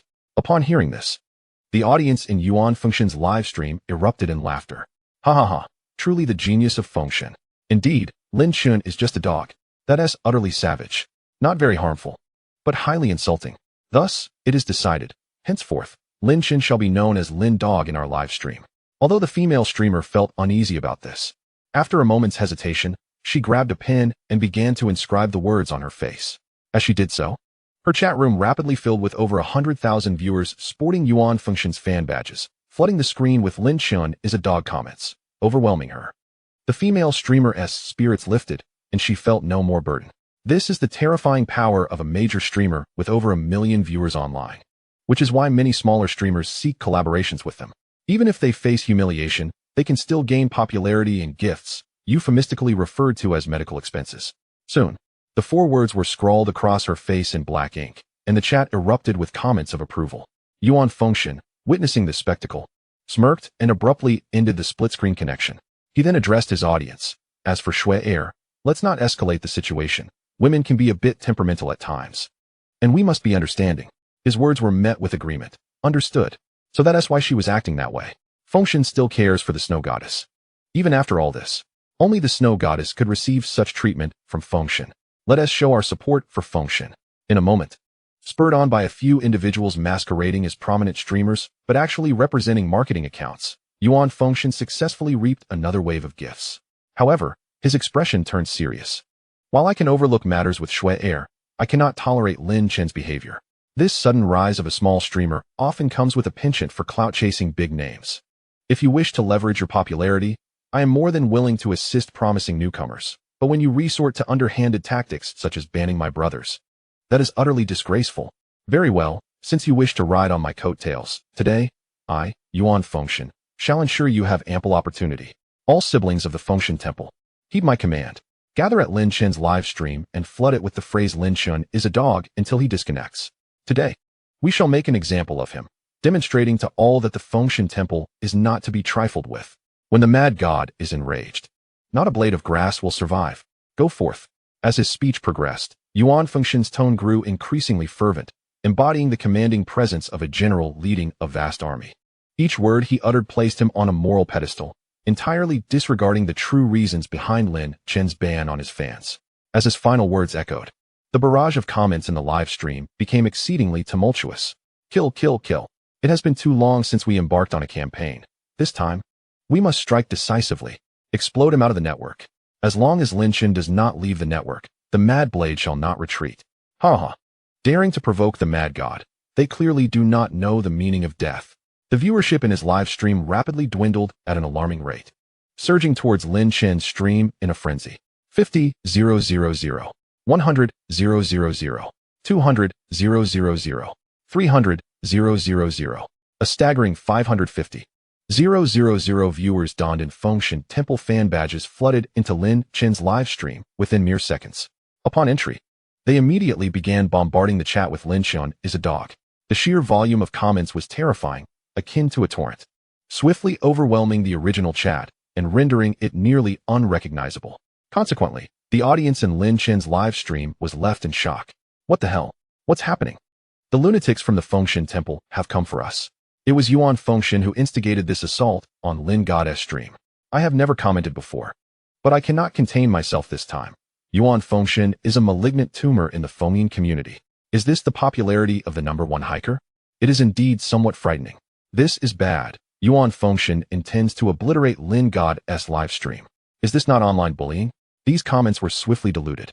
However, with Lin Chen's keen eyesight, he could still discern the majority. His brow furrowed in concern. Generally speaking, each live stream is equipped with a specific bandwidth threshold. Under normal circumstances, there should be no occurrence of lag due to an excessive number of concurrent viewers. Furthermore, Fengshan's backend server would dynamically allocate bandwidth based on each stream's actual conditions. Yet, with the sudden influx of hundreds of thousands of viewers simultaneously sending comments, it could easily overwhelm the pre-allocated bandwidth before the server could adjust. This could result in minor lag or, in severe cases, a complete disconnection, forcing the host offline. From his predecessor, Lin Chen had learned that some prominent streamers employed such tactics to attack rival streamers, blowing up the opponent's live stream as soon as they went live, rendering them unable to broadcast normally on the Fengshan platform. Over time, these rivals would have no choice but to withdraw from the network. Typically, the platform would not turn a blind eye to such occurrences. However, if the targeted streamer were a minor with no reputation, the platform would likely side with the bigger streamer, offering nothing more than a reprimand or a temporary warning. If a mid-tier streamer were involved, the platform would usually intervene to prevent such incidents from occurring. Anger welled up in Lin Chen's eyes. He had long known that Yuan Fengshan was quite domineering on Fengshan, but had not anticipated such brazen behavior. It was clearly his fans who were at fault. Yet they did not inquire into the reasons and instead retaliated by attacking his live stream. Fortunately, even though Yuan Fengshan's fans were frantically posting comments, the bandwidth of his live stream remained stable. There was no sign of lag. The system was indeed a quality product. Lin Chen breathed a sigh of relief. The small G phone rewarded by the system was tailor-made for streaming. In situations of insufficient bandwidth, it utilized a principle akin to downloading software from his past life, borrowing a small amount of bandwidth from online viewers. Then, a cold glint flickered in Lin Chen's eyes as he spoke slowly. "Xiaoji. Ban all IDs bearing the Fengshan Temple badge for 1 year. Understood, Master." In the next moment, an uncountable number of ban notifications appeared in the live stream. The viewers instantly became exhilarated. "Well done, Lin God. Ban them all." Indeed, Yuan Fengshan is far too arrogant. His fans were the ones who started the insults, and yet they dare to storm Lin God's live stream. Streamers like Yuan Fengshan deserve to be banned. Exactly, it is such streamers who have sullied the Fengshan platform. It's quite remarkable. So many people entered Lin God's live stream, yet the stream did not lag. Need I even think about it? The platform must have already noticed Lin God and preemptively adjusted the bandwidth. If that's the case, then I am relieved. With Xiaoji here, let the mad dogs come in droves.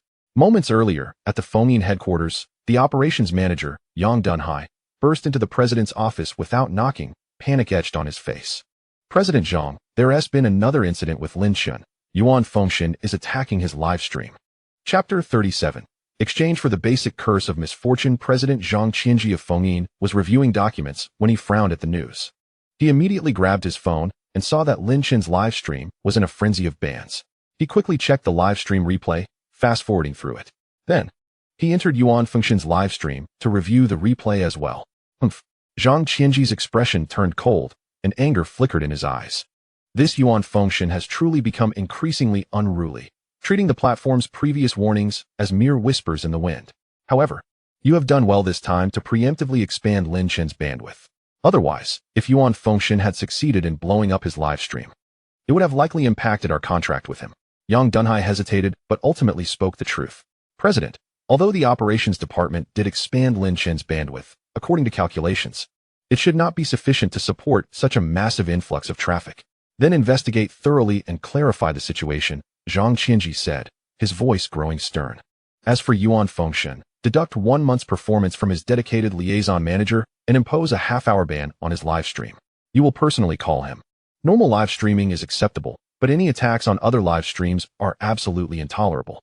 If it happens again, the ban will extend to 7 days. Yang Dunhai was taken aback. For a major streamer like Yuan Fengshen, the value of gifts received each month ranged between 3 to 5 million.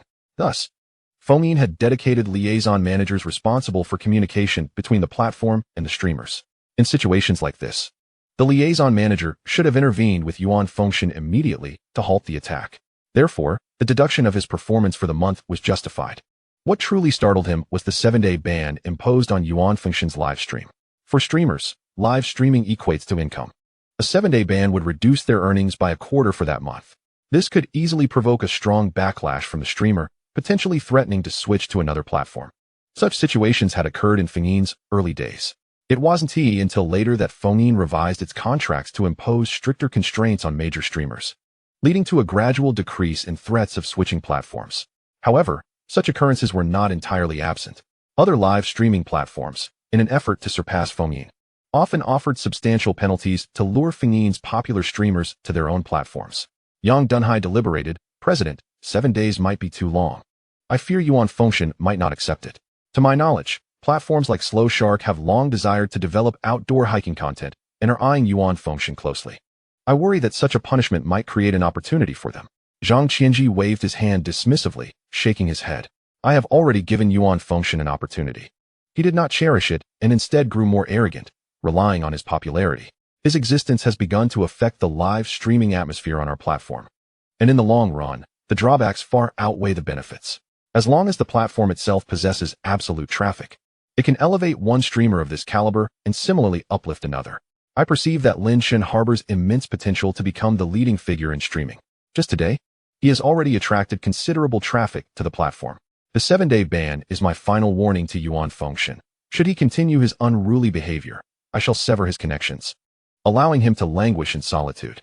Yang Dunhai's expression softened, realizing the underlying implications of Zhang's words. Did he truly hold Lin Shen in such high regard? Was he planning to ardently support Lin Shen's rise? I comprehend, Zhang. I shall communicate effectively with Yuan Fengshen. We will maintain vigilance regarding Lin Shen and expedite the signing of the contract. Understood, Zhang. Zhe Xiaoshan remarked. The truth of the matter is apparent to all. Therefore, there is no point in flooding Yuan Fengshen's live stream with comments. It serves no purpose. We shall focus on our own broadcast. Nonetheless, I trust that karma will eventually catch up with the wicked. Lin Shen reassured the viewers in his live stream. Many felt frustrated, yet they recognized that, given Lin Shen's current popularity, he could not confront Yuan Fengshen directly. Yuan Fengshen's high popularity is one aspect. Moreover, prominent streamers possess their own circles, frequently collaborating and exchanging gifts. This fosters a network of mutual support. Within Yuan Fengshen's circle, there are several major streamers with nearly 10 million followers. If Lin Shen were to openly clash with Yuan Fengshen, he would likely face not only him, but also his entire entourage. Lin Shen's popularity surged, and at that moment, his live stream attracted numerous affluent supporters. However, it remained uncertain how many would remain loyal in the long run.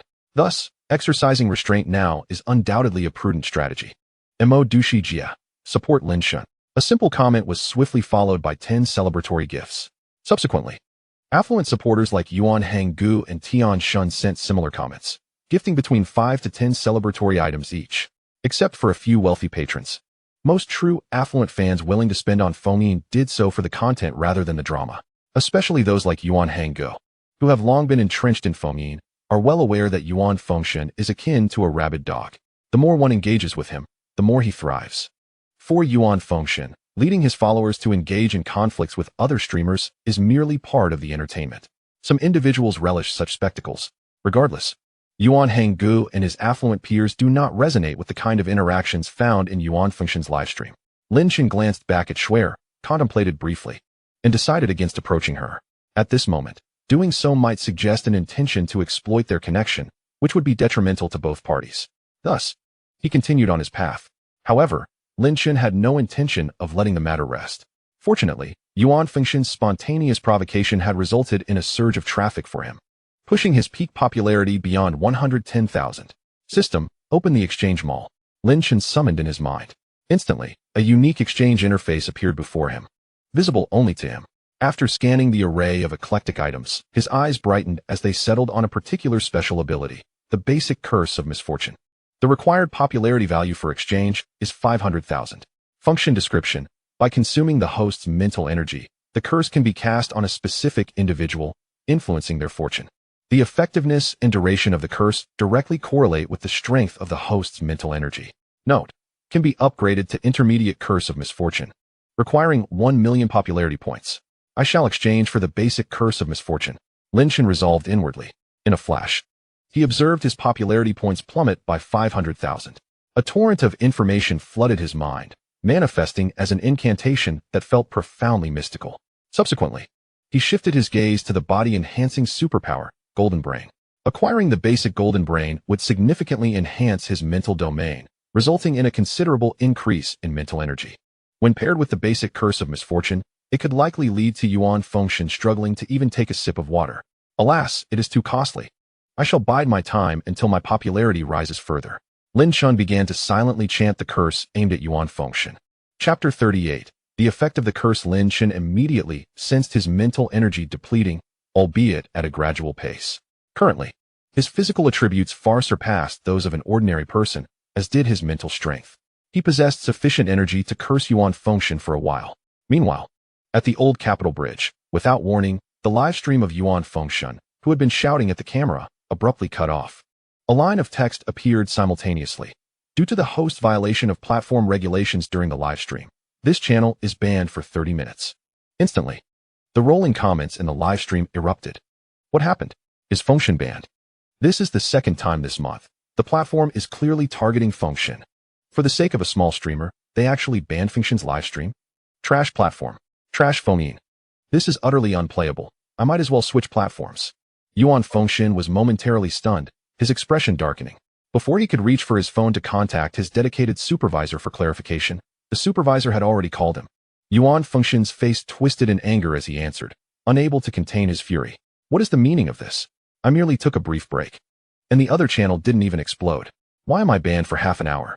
Do you realize how much traffic and money I am losing? I am, after all, the outdoor trekking king. Do I not deserve some respect? Ro Feng, I have frequently sent you red envelopes. Is this how you repay me? On the other end, there was a prolonged silence before a calm voice belonging to a middle-aged man responded, I am Yang Dunhai. Yuan Fengshen's expression froze, and he quickly lowered his voice, trembling slightly. Oh, Manager Yang, why are you calling me?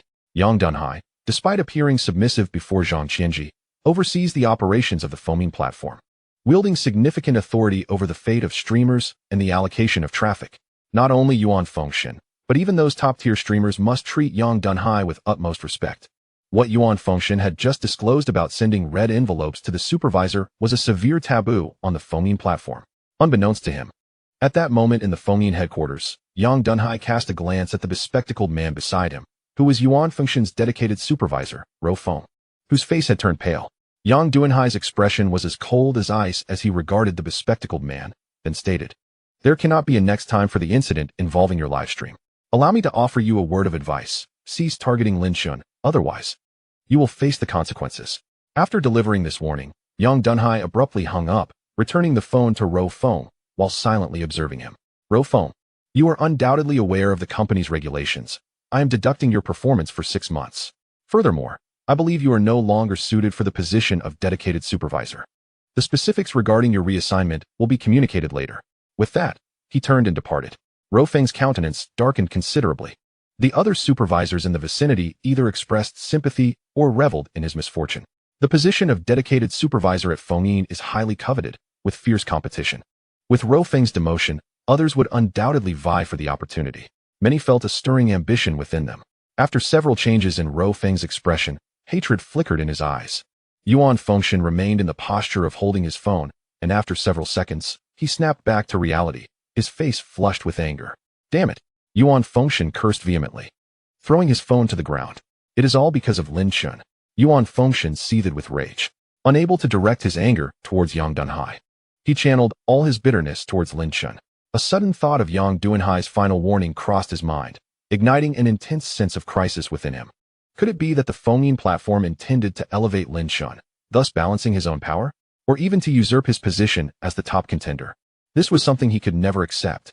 He must eliminate Lin Shun. If previously, Yuan Fengshen's targeting of Lin Shun was merely a fleeting amusement, now Lin Shun had become a life-and-death adversary obstructing his financial path. Various sinister thoughts whirled in his mind, and a cold smile crept across Yuan Fengshen's face. What is live streaming? It is a microcosm of society, a game of human emotions and relationships. Even if he could not take direct action at that moment, he still had other means to firmly suppress Lin Shun. As he contemplated this, he retrieved the phone he had previously hurled to the ground, feeling a pang of regret. It was the latest 5-star model he had purchased for over 7,000 yuan. After barely half a month of use, the screen was now shattered from that fall. Damn Lin Shun. He attributed this misfortune to Lin Shun as well. Testing the phone, Yuan Fengshen discovered that apart from the cracked outer screen, it was still functional. He let out a sigh of relief. However, he soon realized that the battery was almost depleted. He promptly retrieved a power bank from his cart and connected the charging cable. Just as he plugged it in, an unexpected incident occurred. Bang! The phone in his hand suddenly exploded, sending flames shooting forth. Not only did it ignite the clothing he wore, but some of the flames also splashed onto his handsome face. Ah! Yuan Fengshen screamed, instinctively tossing away the burning phone. His right hand was charred and severely burned. He frantically stripped off his stylish ancient costume jacket, revealing a long red robe underneath, and attempted to extinguish the flames on his face. The excruciating pain made him cry out once more. Suppressing the agony, he reached for a bottle of water from his cart, hoping to cool his injured hand and face. This was undoubtedly the correct course of action for treating burns.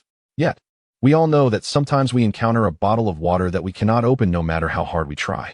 As luck would have it, Yuan Fengshen found himself with such a bottle, the only one remaining in his cart. No matter how he wedged it under his arm, twisted with his left hand, or bit down on it with his teeth, nothing worked. Damn it!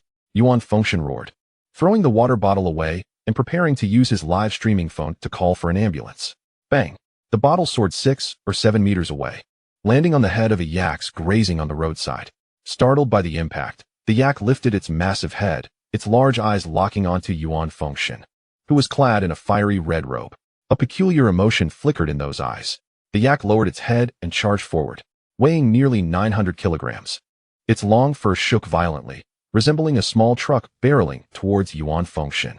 Witnessing this spectacle, Yuan Fengshen was momentarily frozen. His mind blanked for a brief 2 seconds before he suddenly realized that it was his red attire that had provoked this calamity. Oh my God! He screamed in terror, turning to flee. Yet it was already too late. He had scarcely run 2 meters when the yak's massive head collided violently with his lower back. Simultaneously, its long horns lifted him off the ground. Yuan Fengshen let out a wretched howl as he was tossed across the road, crashing heavily onto the grass on the other side. He instantly lost consciousness. The yak gazed at the motionless Yuan Fengshen on the ground, snorted twice, and then, like a triumphant general, sauntered away. Chapter 39. I am just an occasional deity. Ah, Lin Shun, why are you bleeding from your nose? Song Zhuya suddenly exclaimed, her face paling. Lin Shun instinctively touched his nose, and, indeed, found it bleeding. This was likely a backlash from the intense consumption of his mental energy. It seemed that the curse could not be recited too vigorously in one go. Nevertheless, the process of chanting the spell was exhilarating, akin to a playful act. He wondered about Yuan Fengshen's situation now. Was he faring well? It's probably just the dryness of the plateau, Lin Shun mumbled, pinching his left nostril to stem the flow of blood.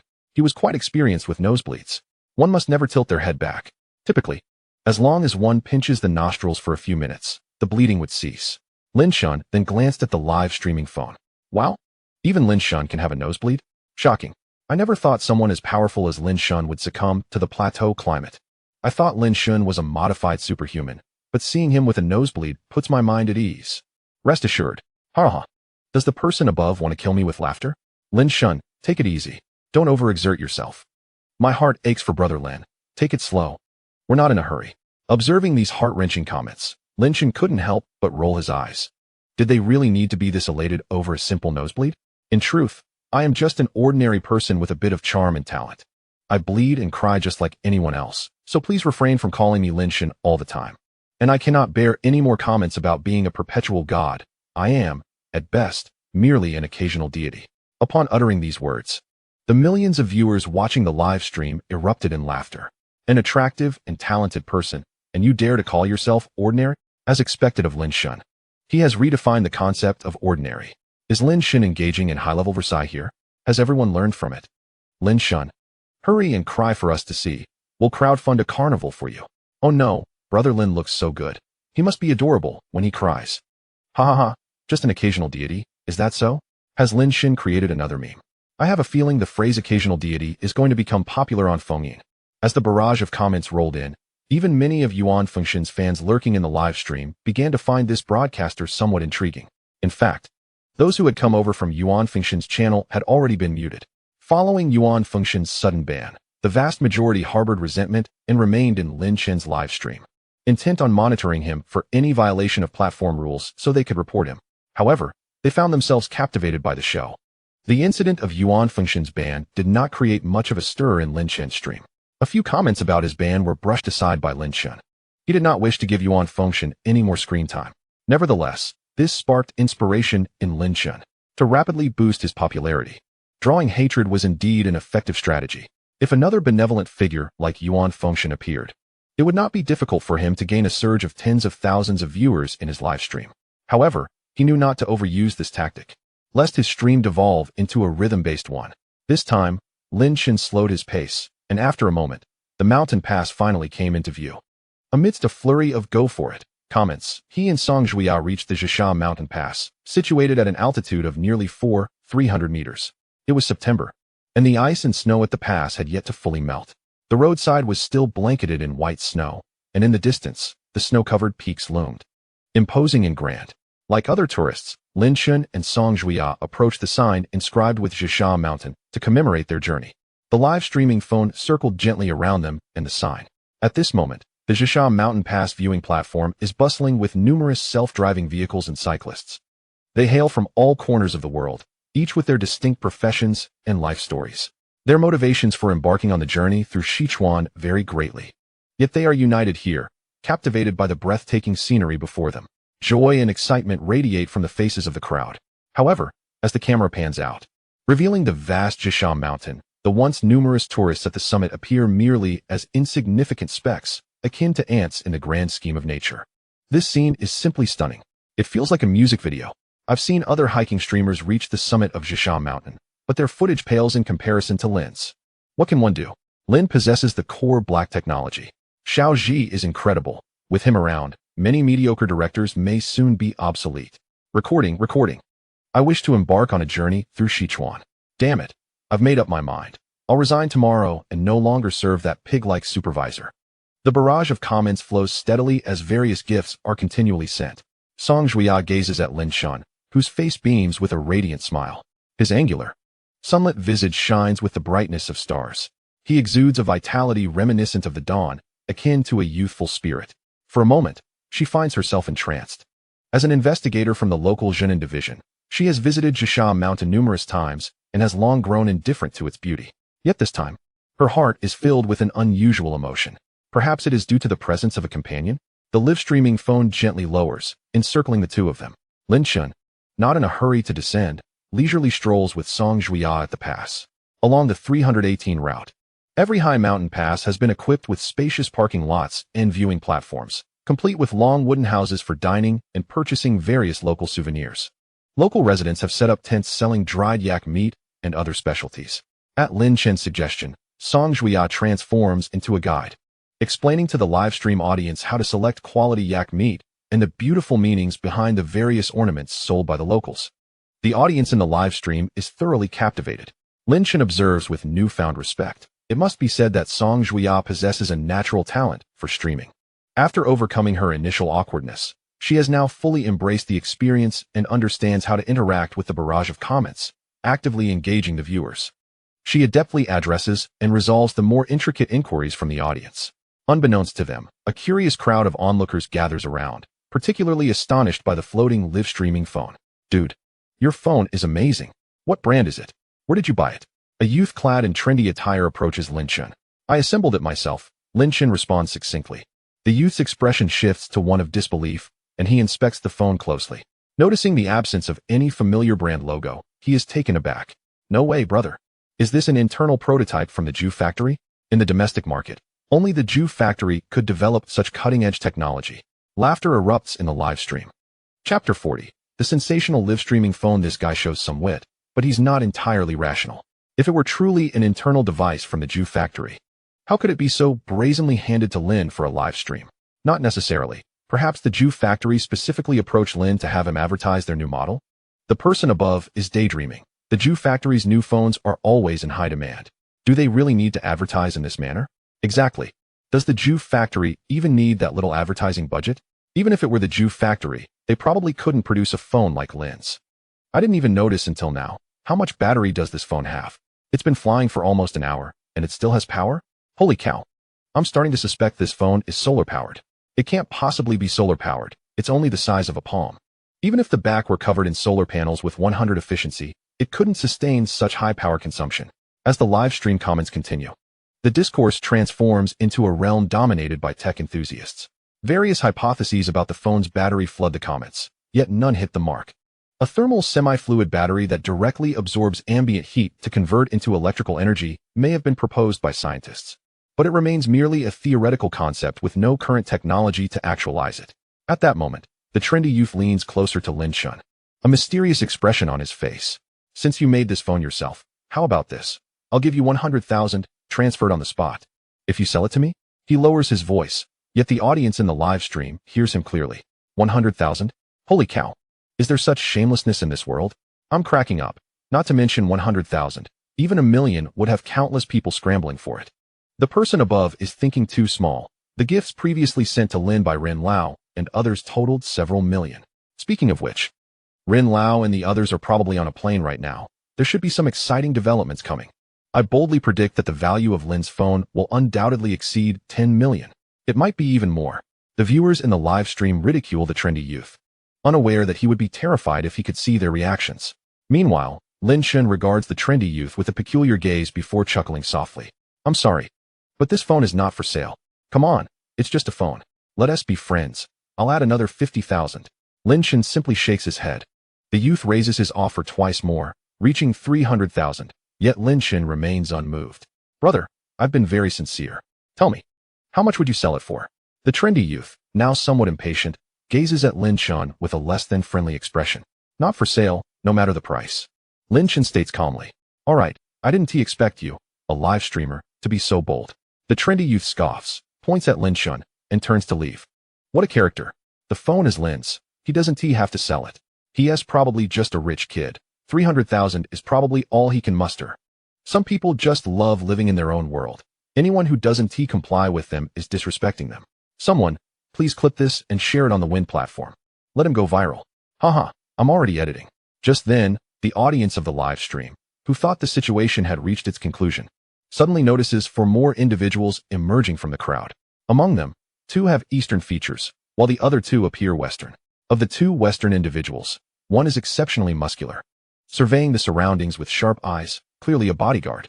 The other is tall and refined, exuding an intangible aura characteristic of someone accustomed to high status. Good day, sir. One of the balding Eastern middle-aged men greets Lin Shun before introducing the cultured Western gentleman. Allow me to introduce this gentleman beside me, Mr. James, the vice president of Mango Company for the Tang Country region. Mr. James is quite interested in your phone and wishes to discuss it with you further. If it is convenient, might I suggest that you turn off the live stream so we can converse privately? As the words fell, the refined Western gentleman produced a metallic business card and extended it towards Lin Shun. This scene unfolded before the eyes of over 1 million viewers in the live stream, causing the comments section to erupt. Could it be the Mango Corporation that I know? Is it true? What a coincidence. The vice president of Mango Corp in the Tang Kingdom just happens to be traveling in Sichuan. Quick, check if this person is really the vice president of Mango Company. I checked. It's indeed him. I can't believe this. Mango Corp is the largest adversary of the Chrysanthemum Corporation in the mobile phone sector. Lin Shun, you must hold your ground. Support domestic products. Cutting-edge technology must not fall into foreign hands. This is truly a chaotic battle. The executives of domestic companies are still in the air, yet Mango Corp has unexpectedly intercepted them. Simultaneously, numerous dissenting voices emerged. I find it amusing. How could cutting-edge technology be held by an individual? This Mango executive probably only has a passing interest in Lin Shun's flying phone. Indeed, some people have taken patriotism too far. Mango Corp's technology is globally leading. Would they really be interested in Lin Shun's DIY phone? I use a Mango phone. And once you've experienced it, There's no turning back. Actually, collaborating with Mango Corp is the best choice for Lin Shun. Other companies in Tang Kingdom lack the capacity to utilize superior technology. Only Mango phones can sell globally. Exactly. The Chrysanthemum Corporation is merely inflated by local admiration. After suffering a few sanctions, their mobile business is on the brink of collapse. So what if they acquire Lin Shun's technology? How do they compare with Mango Corp? As these voices emerged, a flood of rebuttals followed, igniting a fierce debate. In the bustling city of Modu, the enchanting Yi Xiaoxi straightened at the sight of James. Her expression suddenly grave. This was becoming troublesome. As some comments noted, the Chrysanthemum Corporation, having faced multiple sanctions from Western countries, was grappling with chip shortages and other predicaments.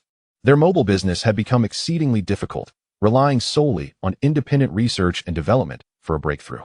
However, research requires time, and thus far, the mobile business of the Chrysanthemum Corporation had significantly dwindled, dropping from the top position in Tang Kingdom to somewhere around 4th or 5th. This was why her grandfather placed such immense importance on Lin Shun's phone. With breakthroughs in the chip sector currently unattainable, they had to seek advantages elsewhere. Lin Shun's phone had 3 notable highlights: an unmanned aerial vehicle-style exterior, a highly intelligent AI module, and an extraordinarily long battery life. Any one of these features, if integrated into a new device from the Chrysanthemum Corporation, could reignite consumer enthusiasm in Tang Kingdom, even if their chips fell short. Yi Xiaoxi had initially believed her grandfather would be the first to engage with Lin Shun, only to be taken aback by James's unexpected arrival. Was this truly a case of man's plans being outdone by fate? Lin Shun, please do not let everyone down, Yi Xiaoxi murmured, her beautiful eyes anxiously fixated on her phone. Chapter 41. Once again shocking the audience at the Zhisha Mountain Pass. The onlookers gasped upon hearing the bald man introduce James's identity. Vice President of Mango Corp in the Tang Kingdom? Is this for real? It appears to be true. Goodness. This young man is about to make it big. This phone is indeed intriguing. It can fly, a first for me. If I were a Mango executive, I would also be interested. When that young man offered 30,000 to buy this phone, I thought it was an exaggeration, but it seems my perspective was too narrow. Lin Shun paid no heed to the surrounding discussions. He glanced at the business card James had offered, but did not reach out to take it. I'm afraid I don't find anything worth discussing. The bald man frowned at this response. His younger, taller companion spoke with a somewhat stern tone. Young man. In a lifetime, one may have only 2 or 3 opportunities to change their fate. This business card could very well be the greatest opportunity to alter your life. From your appearance, you seem to be a live streamer, and live streaming is merely a means to earn money. If you can present something that piques Mr. James's interest, what you stand to gain could surpass what you might earn in a lifetime of streaming. His words resonated through the live stream, igniting a fervor in the comments. I can't believe how unpleasant this person is. I just want to slap him. Indeed, he has the look of a traitor. Look at how condescending he speaks. It feels as if he is bestowing a favor upon Lin Shun. He must be unaware of Lin Shun's feats with the flying all-terrain vehicle. Otherwise, he wouldn't dare speak to him this way. Lin Shun, well done. The better the product, the less it should be sold to foreigners.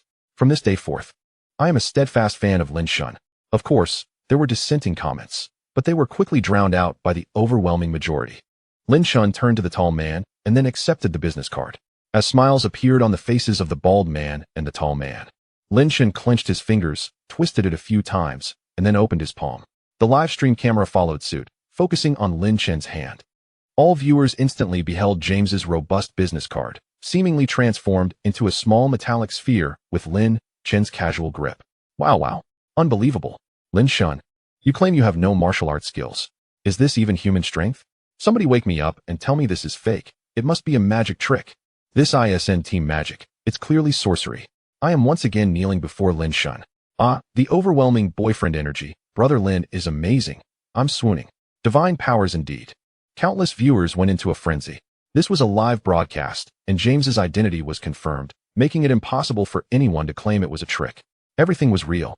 At that moment, a viewer posted a lengthy comment that drew attention. I'll explain. My family specializes in producing business cards. These metallic cards, pursuing hardness and thinness, are mostly made of aluminum alloy. For a more upscale and refined texture, specific ratios of copper, titanium, tungsten, and other metals are often included. Given James's status, his card is certainly high-end and customized, infused with more rare metals for anti-counterfeiting, with a surface coated in pure gold. The production cost of such a card exceeds 10,000. Such cards, not to mention being squeezed into a metal sphere by someone like Lin Shun. Even an ordinary person would struggle to bend it with a hammer. I can only say that Lin Shun is definitely not an ordinary person. I strongly suspect he possesses martial arts skills or extraordinary strength. As these comments flooded in, the live stream became even more tumultuous. From now on, Lin Shun is my father. Watch, Lin Shun will soon argue that he is just an ordinary live streamer. Haha, the truth is revealed. What is martial arts? Lin Shun would never admit to it. Lin Shun, a rare deity. Meanwhile, at the Zhisha mountain pass, all the onlookers witnessing this moment were equally astonished. Compared to the live stream audience, their shock was even greater and the experience more profound. Many couldn't help but doubt whether the card Lin Shun held was merely metal in appearance, perhaps made of paper. But if it were paper, how could it be squeezed into such a small ball without falling apart? Thus, it is highly probable that the business card is crafted from a malleable metal such as copper. Yet, even if it is copper, the mere act of crumpling it into a metallic sphere with a single hand is indeed quite extraordinary. One cannot help but marvel at how this streamer not only possesses striking good looks, but also such remarkable strength. At that moment, Lin Shun tilted his hand, causing the metallic sphere to drop to the ground with a resounding thud. The sphere lay still upon impact, raising a slight cloud of dust around it. The air was filled with gasps of astonishment from the crowd. Meanwhile, on the periphery, the young man in trendy attire who had previously sought to purchase a phone exchanged a glance with his three burly companions, each recognizing the alarm in the other's eyes. Brother Huang, perhaps we should reconsider. This individual appears quite formidable. I sense he could easily crush my wrist, one of them remarked. Indeed, let us not pursue this further. The young man named Huang replied, his complexion paling slightly as he cleared his throat. Let us leave. If he disregards even the executives of Mango Corp, we are certainly no match for him. Nevertheless, it was sufficient to demonstrate that he had an eye for value, as he had instantly recognized the worth of that phone. With a final self-aggrandizing thought, he departed alongside his companions, their retreat marked by a sense of defeat. Meanwhile, James and his companions wore expressions of sheer terror. The imposing bodyguard beside James tightened his stance, instinctively stepping forward to shield James with his form. No one understood better than they the material of that business card. In simple terms, this card was far more durable and lighter than ordinary high-end cards. A slight refinement of its edges could render it a lethal weapon. And now, in Lin Shun's grasp, it had transformed into a small metal sphere. What terrifying power was this? How could they not feel a surge of fear? Please, everyone. You may leave. I have no intention of collaborating with foreign manufacturers like Mango Corp, Lin Shun stated calmly. The two men from Tang Country exchanged glances, their expressions darkening. Being rejected was one thing. They also felt an implicit threat, yet lacked any evidence to support their feelings. They cast resentful glances at the phone hovering beside Lin Shun, only to quickly realize he was live streaming. To their astonishment, the number of viewers in the stream had reached an astounding 1.2 million. Goodness. Chapter 42. This Eastern individual is quite dangerous. The two bald men felt a buzzing in their heads. Had over 120,000 viewers just witnessed their rejection and intimidation? What a disgrace. Their faces flushed with embarrassment and hostility towards Lin Shun. If that scene were to spread, it would undoubtedly cast a shadow over Mango Corp. They soon understood that it was improbable for Lin Shun, who had just made such declarations in front of 1.2 million viewers, to ever engage in collaboration with Mango Corporation. In the bustling metropolis, Yi Xiaoxi raised her crimson lips in a smile and sent Lin Shun 5 carnival gifts. To be honest, even though she had become accustomed to extravagant spending on the foaming platform, she had never before bestowed such a multitude of gifts within a single day in any live stream. However, unlike other streamers who resorted to various tricks to entice her, her gifts to Lin Shun were given with genuine willingness. At that moment, James, filled with excitement and fervor, exclaimed, "Oh, Kung Fu, Tang Country Kung Fu," as he pushed past his bodyguard, startling those around him. His gaze sparkled with enthusiasm as he looked at Lin Shun, and he hurriedly picked up the metallic sphere from the ground, examining it with wide eyes, his excitement palpable as he repeatedly shouted Kung Fu. The onlookers from Tang Country could not help but smile at his exuberance. Meanwhile, the million viewers in the live stream erupted in laughter. Tang people indeed possess martial arts skills, confirmed. Ha ha ha, this is utterly inexplicable. I relish witnessing foreigners experiencing such astonishment. Everyone please sit down. Do not be overly excited. For Lin Shun, this is merely basic practice. Indeed, Lin Shun is just an occasional deity. We must not deify him. A viewer adorned with a Fengshan Temple fan badge expressed a fervent desire to be unmuted and to send messages. in a matter of moments. Many among them found themselves enchanted by the live stream. Some could hardly contain themselves and sent gifts, acquiring Lin Chen's fan badge in the process. Suddenly, a thought struck a viewer who was enduring inner turmoil. Lin Chen had ordered Xiao Ji to mute all viewers bearing the Fengshen Temple badge. In other words, if he were to remove the badge himself, would he not be deemed eligible for unmuting by Xiao Ji, the intelligent AI? With resolve, he executed the action. Moments later, the viewer successfully deleted the Fengshen Temple badge and fixed his gaze intently on the speech box displaying the unmuting deadline. The deadline for muting had vanished. It truly worked. The viewer could not suppress his exhilaration and shouted out loud. He then sent a message, "Yellow seaweed soup. Brothers, I can speak now. Just delete the Fengshen Temple badge, and the mute will be lifted. I confess I have betrayed the organization. Patriotism first. From now on, I stand with Lin Chen, the occasional deity."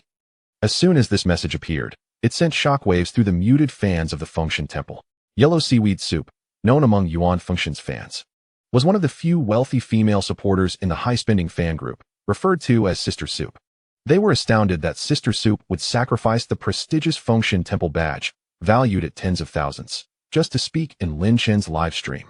Moreover, she boldly declared her allegiance to Lin Chen. Oh my, women are indeed fickle. This is too capricious. To claim patriotism first. It is likely she has defected due to Lin Chen's looks.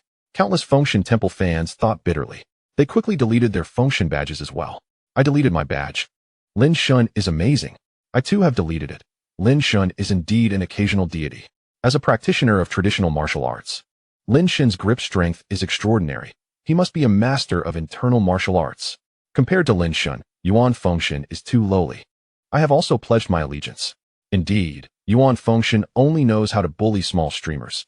Initially, I found it amusing, but after witnessing more, I find it tiresome. Lin Chen is truly impressive, confronting Mango Corp's executives head-on. Who in the streaming world can compare? I confess, just for disregarding Mango Corp's executives, I stand with Lin Chen.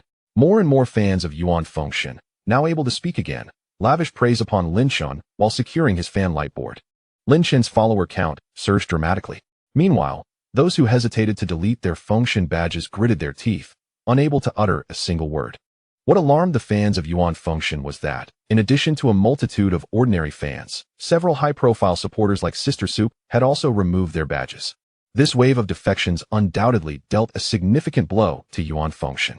Familiar affluent supporters were already attempting to contact Yuan Fengshen, but the phone line was down and unreachable.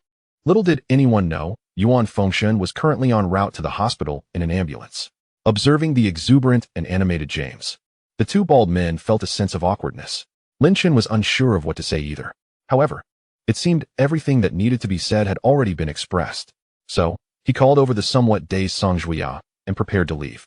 Seeing this, James became anxious and babbled something to the bald men. The bald men wore troubled expressions but ultimately decided to relay the message to Lin Chen. Unexpectedly, without waiting for him to speak, Lin Chen fluently articulated in the language of the colorful flags. I apologize, but regardless of Mango Factory's earnestness, I shall not sell this mobile phone, nor will I divulge any related technology to them. Furthermore, I have no intention of taking on apprentices to teach the martial arts of Tang. I possess no martial skills. My only advantage lies in my greater physical strength. James was taken aback by this response, quickly donning a look of regret. Sir, that is truly unfortunate. However, I believe that even if we cannot collaborate, we may still become friends. May I inquire your name? I am Lin Chen. You can download Fengyin and follow my live stream. Lin Chen shook his head. However, it is highly unlikely that we shall become friends. With that, Lin Chen and Song Juya squeezed through the crowd, descending the mountain path. The tall, slender man accompanying James glared at their retreating figures, his face contorted with anger. Mr. James, he is exceedingly rude and arrogant. Such a person is unworthy of collaborating with Mango Factory, let alone deserving your friendship. You are mistaken, Wang. Truly capable individuals often possess a certain pride. I require his detailed information. James held the metallic sphere in his hand, watching Lin Chen and Song Juya with keen interest before retrieving a business card and handing it to the towering bodyguard beside him. The Western man understood the cue, taking the card and squeezing it firmly. When he opened his hand, the card was bent at an angle, yet it was still far from the metallic sphere. Sir, this Eastern individual is quite dangerous, the bodyguard remarked in a low voice, his eyes suddenly alight with intensity. If possible, I would very much like to engage him in a match to experience the true martial arts of Tang. Chapter 43. The legendary elixir Lin Shen found it difficult to endure the way Song Juya was looking at him at that moment, as if she were observing some peculiar creature. Why do you gaze at me so? Do you truly not possess any martial skills? Song Juya's eyes sparkled with intensity, seemingly attempting to see through the man beside her. It was not just her. The live stream's comment section had also been abuzz for quite some time. Some even procured similar alloy business cards, discovering that not only could they not crush them into a ball, but even bending them was impossible. In just that brief span, the video of Lin Shen crushing the metallic business card with his bare hands began to spread rapidly across major platforms such as Fengyin, Weibo, and daily headlines. Countless viewers exclaimed in disbelief. On Weibo, the topics streamer Lin Shen declines collaboration with Mango Factory and streamer Lin Shen crushes alloy business card with bare hands surged in popularity at an astonishing rate, trending towards the top 10. On Fengyin, a challenge topic of crushing business cards with bare hands even emerged, indicating the immense interest surrounding it.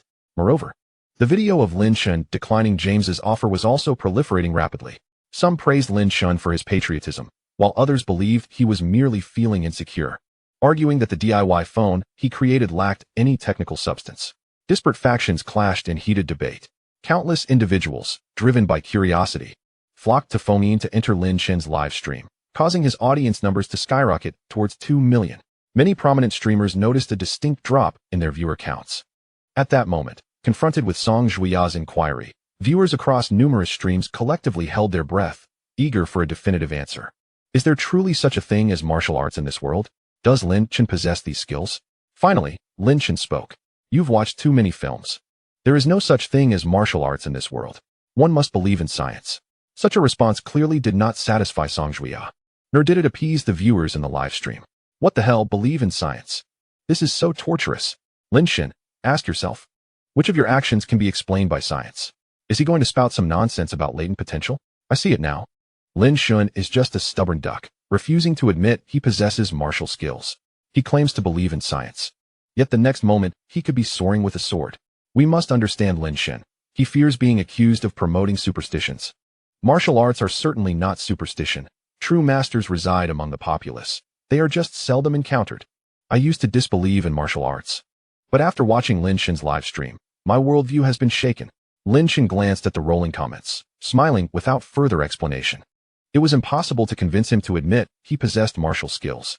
Such a confession would only invite unnecessary trouble and disrupt his live stream, offering no benefits whatsoever.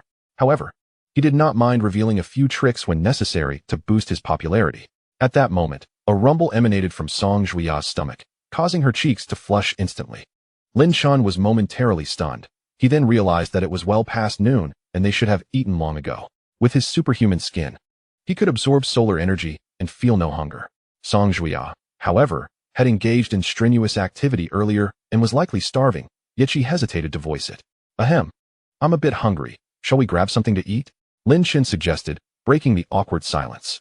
All right then, Song Juya replied, her face still flushed. Lin Shen opened his backpack, rummaging through it only to find 2 slices of bread, quite inadequate for the occasion. After contemplating, he called upon the system and accessed the exchange marketplace. In the special items section, under the props category, he selected the Pilaf pill. Pilaf pill, a cultivation essential containing the essence of spiritual energy. Consuming one allows one to go 10 days without hunger or thirst. Cost, 1,000 popularity points. The description was straightforward and succinct. It would completely satiate hunger. Priced at 1,000 popularity points, it was not overly expensive. I'll exchange for 10 Pilaf pills, Lin Shen thought. Success. 10 Pilaf pills have been successfully exchanged and have been added to the host's backpack. Lin Shen felt around the corner of his backpack, indeed finding a small porcelain bottle that had not been there before. Upon taking it out, he observed that the ancient blue bottle appeared unremarkable. He uncorked it, pouring out 2 black pills roughly the size of concentrated Dihuang pills, emitting a faint, pleasant aroma. Lin Shen handed one to Song Juya. What is this? She inquired curiously, promptly placing the pill in her mouth. Being an investigator for the town security bureau, she naturally held a wariness towards ingesting unfamiliar substances, typically avoiding anything offered by others. Yet now, she did not hesitate, swallowing the mysterious black pill without a second thought. Perhaps she was unaware that her guard had completely dropped around this man. Before Lin Shen could respond, Song Juya felt the pill dissolve in her mouth, transforming into a warm current that flowed into her stomach, spreading throughout her body. The sensation of hunger vanished instantly, and all fatigue dissipated. Her eyes widened in disbelief as she moved her limbs. Feeling as if she had just awakened from a full night's sleep, fully revitalized and brimming with energy, she had returned to her peak condition. At this juncture, Lin Xin began to explain earnestly. This is a highly concentrated sugar pill I concocted, mixed with some caffeine and taurine. It's quite filling and should sustain us until we reach the old Capital Bridge. Song Juya's expression was one of skepticism. Did he truly think she was uneducated? Not only did she doubt him, but the audience of millions in the live stream shared her disbelief. Holy cow! This must be the legendary elixir. Look at little Song's expression. This elixir must be extraordinary. Confirmed. We thought Lin Xin practiced martial arts, but it turns out he's into cultivating immortality. What kind of elixir is so miraculous that one can skip meals after consuming it? I want one too. I initially thought it was all a deception. Little did I realize that the fool was, in fact, myself. Lin, stop pretending. What is this nonsense about coffee, taurine, and myo-inositol? Are you trying to deceive us? Lin, do you sell this elixir? I would pay 1,000 for just one. I'd offer 10,000. If you're willing to sell. Let us pretend I never said anything. Xiaosong, stop daydreaming and share your thoughts. At this moment, Song Juya noticed the barrage of comments and explained. I can only say that after consuming this elixir, my hunger vanished instantly, and I felt a surge of energy. It is indeed remarkable. After speaking, she suddenly retrieved a small package from her bag. Upon tearing it open, she extracted a testing strip, spat on it, and began to observe. What the heck? Is that a test for something illicit? Given the miraculous nature of the elixir, is Xiaosong suspicious of it containing contraband? As expected of an investigator from the Security Bureau, so cautious. Lin, tell us, are you feeling anxious? Friendship aside, we must conduct this test. This is outrageous. Xiaosong truly intends to send Lin to prison. Lin, I regarded you as a friend, yet you consider arresting me? Enough already, I'm getting nervous. Could something really go wrong? As the comments flowed, mere seconds later, a look of relief appeared on Song Juya's face. She then presented the testing strip to the live audience, declaring, this elixir contains no prohibited substances, not even coffee. At the last remark, she shot a glare at Lin Xin. Just moments ago, he claimed it contained coffee. This fellow, when lying, does not even blink. Chapter 44. The pharmaceutical factory is in chaos. Lin Xin could not help but smile awkwardly. Song Juya's lips curled slightly. Her actions were ultimately for Lin's benefit. This elixir was so extraordinary that to prevent any malicious speculation regarding illicit ingredients, she chose to conduct the test right before the live audience. Of course, if Lin had indeed adulterated it with banned substances, as an investigator, she would not have hesitated to take action. Thankfully, Lin did not disappoint her. The audience erupted in excitement. Haha, Lin's expression is priceless. Getting slapped in the face live, isn't that amusing? Forget about coffee. I bet there's no taurine or myo-inositol either. This proves Lin's elixir is genuine, likely crafted from some ancient formula. It also confirms that this elixir is truly extraordinary. Otherwise, Xiaosong wouldn't have tested it immediately. Countless viewers itched with curiosity to discover the elixir's composition and its astonishing effects. Just then, a comment appeared. Nongyo Beverage sent 5 carnival gifts. Nongyo Beverage, host, I've sent you a private message. Our company wishes to purchase a few of your elixirs. If the ingredients prove effective, we can discuss a collaboration. The moment this comment surfaced, a wave of astonishment swept through the chat. Wait, is that the official account of Nongyo Beverage? Goodness, Nongyo is the largest functional beverage producer in Tang country. Are they planning to incorporate Lin's elixir's ingredients into their drinks? It's understandable. If Lin's elixir is as miraculous as claimed and contains no harmful substances like coffee, it would undoubtedly be a hit upon release. Lin, don't be fooled. If you sell the elixir to Nongyo, they will reverse engineer the formula, and you'll be left with nothing. Collaboration is fine, but purchasing the elixir is out of the question. Nongyo is a major player. 5 carnival gifts is rather petty. Isn't it? Seeing the 5 carnival gifts and the barrage from Nongyo, Lin Xin paused for a moment and replied, I'm afraid we cannot collaborate. As the ingredients I use for these elixirs are exceedingly rare, requiring specific methods of refinement. Without them, such effects cannot be achieved, making mass production unfeasible. Nongyo Beverage, host. Please don't be hasty in declining. If possible, we could collaborate on a limited edition mid to high-end product. We can discuss the specifics in person. Before Lin could respond, another comment appeared. Kyoto Jiokong Tang sent 10 carnival gifts. Jiokong Tang, hello host. I've sent you a private message. If you're interested, Jiukong Tang can collaborate with you to develop a fatigue relief health product. Shangring Tang official account sent 15 carnival gifts. Shangring Tang, hello host. We are also very interested in collaborating with you. A private message has been sent. Soon after, 2 more renowned pharmaceutical companies in Tang country sent gifts and comments, each seeking collaboration. The audience was in a frenzy. Who would have thought so many pharmaceutical companies would be lurking in Lin Shen's livestream? Especially Jiukong Tang and Shangring Tang, both strong publicly traded companies. Showing such keen interest in Lin's elixir was indeed unexpected. Many speculated that a significant part of this interest stemmed from trust in Song Juya's identity as a security bureau investigator. Regardless of how miraculous this elixir might be, the priority was to secure the opportunity for collaboration. If proven ineffective, they could always retract the partnership later. The reason these corporate accounts were lurking in Lin Shen's stream was that, nowadays, businesses of all sizes were placing immense importance on influencer marketing and venturing down that path. With Lin's current popularity, observing and attempting to ride the wave could significantly boost their product sales. There had been extreme instances where a major influencer's endorsement led to a dramatic spike in a company's stock prices almost overnight. In this moment, they all sent gifts. Whether successful or not, igniting discussions, while simultaneously elevating Lin Shen's visibility and promoting their own brands. For these companies, a handful of carnival gifts was not excessive.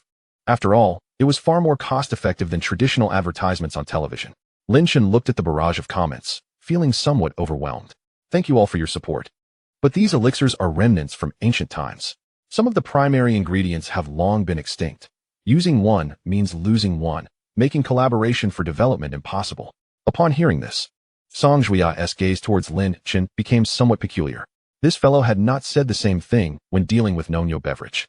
Previously, he merely stated that the ingredients were rare and difficult to refine. How had it now transformed into an ancient relic of unique heritage?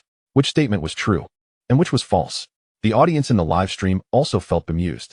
However, by now, everyone was somewhat accustomed to it. You can only trust half of what Lin says.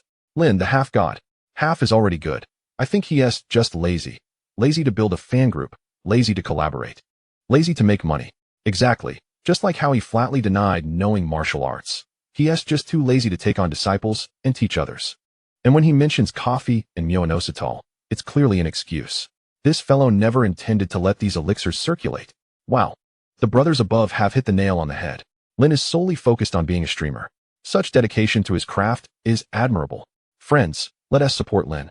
If he ever runs out of money, he might genuinely resort to selling medicines. Wow. The brother above makes a valid point. I've never sent gifts before. But today I must send Lin a plane. Haha. I can only send a 666 to show my support. In an instant, an array of gifts poured in. While each gift alone might not seem substantial, collectively, they amounted to a considerable sum. Lin Shen felt a sense of helplessness. He too wished to earn this easy money.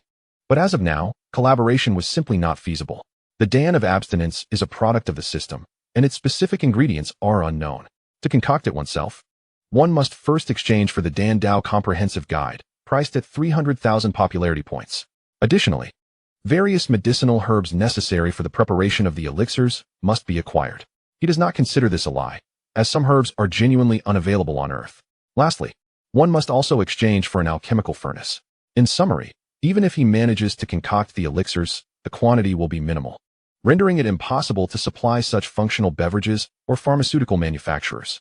Chapter 45. The curse of misfortune is truly potent after consuming the elixir.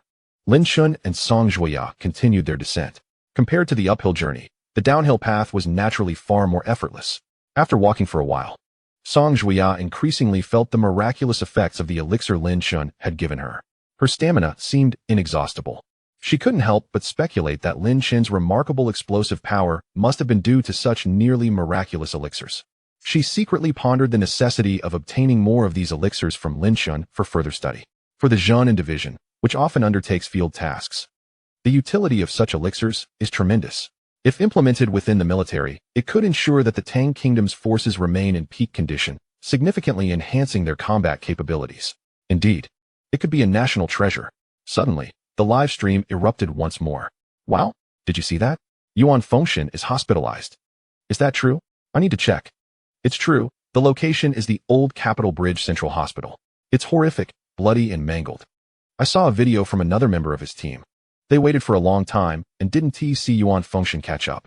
When they called, they found him bloodied and lying by the roadside. I saw it too.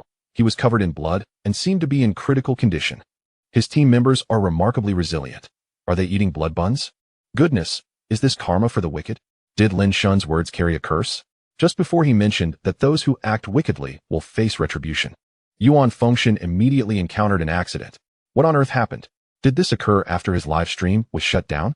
Upon reading these comments, Lin Shun displayed a look of astonishment. Is the primary curse of misfortune truly this effective? He felt somewhat guilty.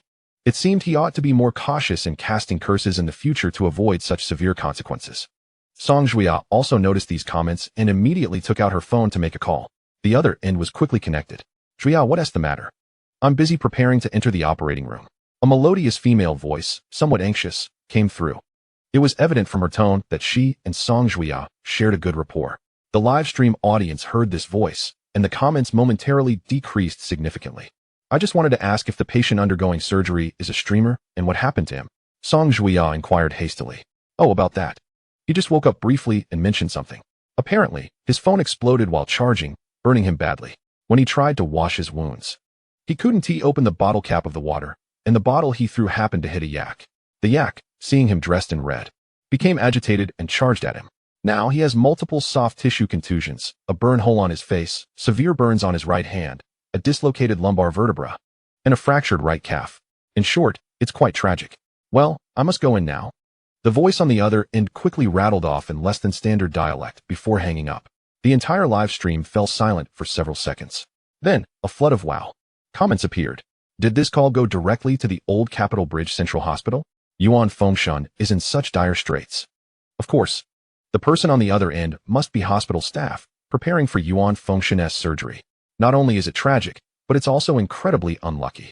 Yet, hearing about Yuan Fengshen's plight oddly brings me joy. Am I being unkind? He must have neglected to check his fortune before heading out. The phone explosion was bad enough, but then he got charged by a yak. Ha. If anyone is to blame, it's Yuan Fengshen for being overly ostentatious. Wearing ancient attire, that red robe must have been too conspicuous to a yak. Yuan Fengshen is done for. I study medicine.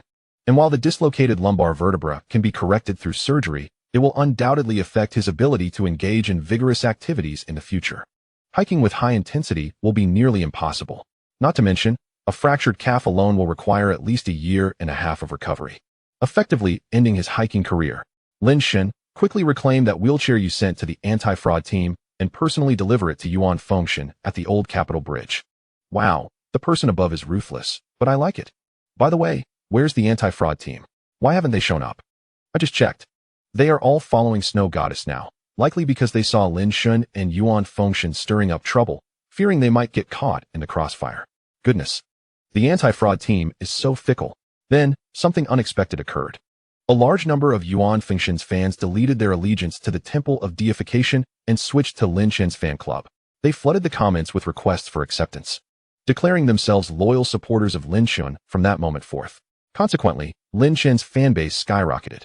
Lin Shun could not prevent these individuals from becoming his fans. He could only issue a preemptive warning. You are all undoubtedly aware of the situation with Yuan Fengshen, so I shall refrain from elaborating. I welcome you to my live stream, but I am not fond of drama and will not intentionally foster conflicts among fans. Therefore, should anyone attempt to instigate discord between me and other streamers, I will stand firm. Those deserving of penalties shall be penalized, and those deserving of silence shall be silenced.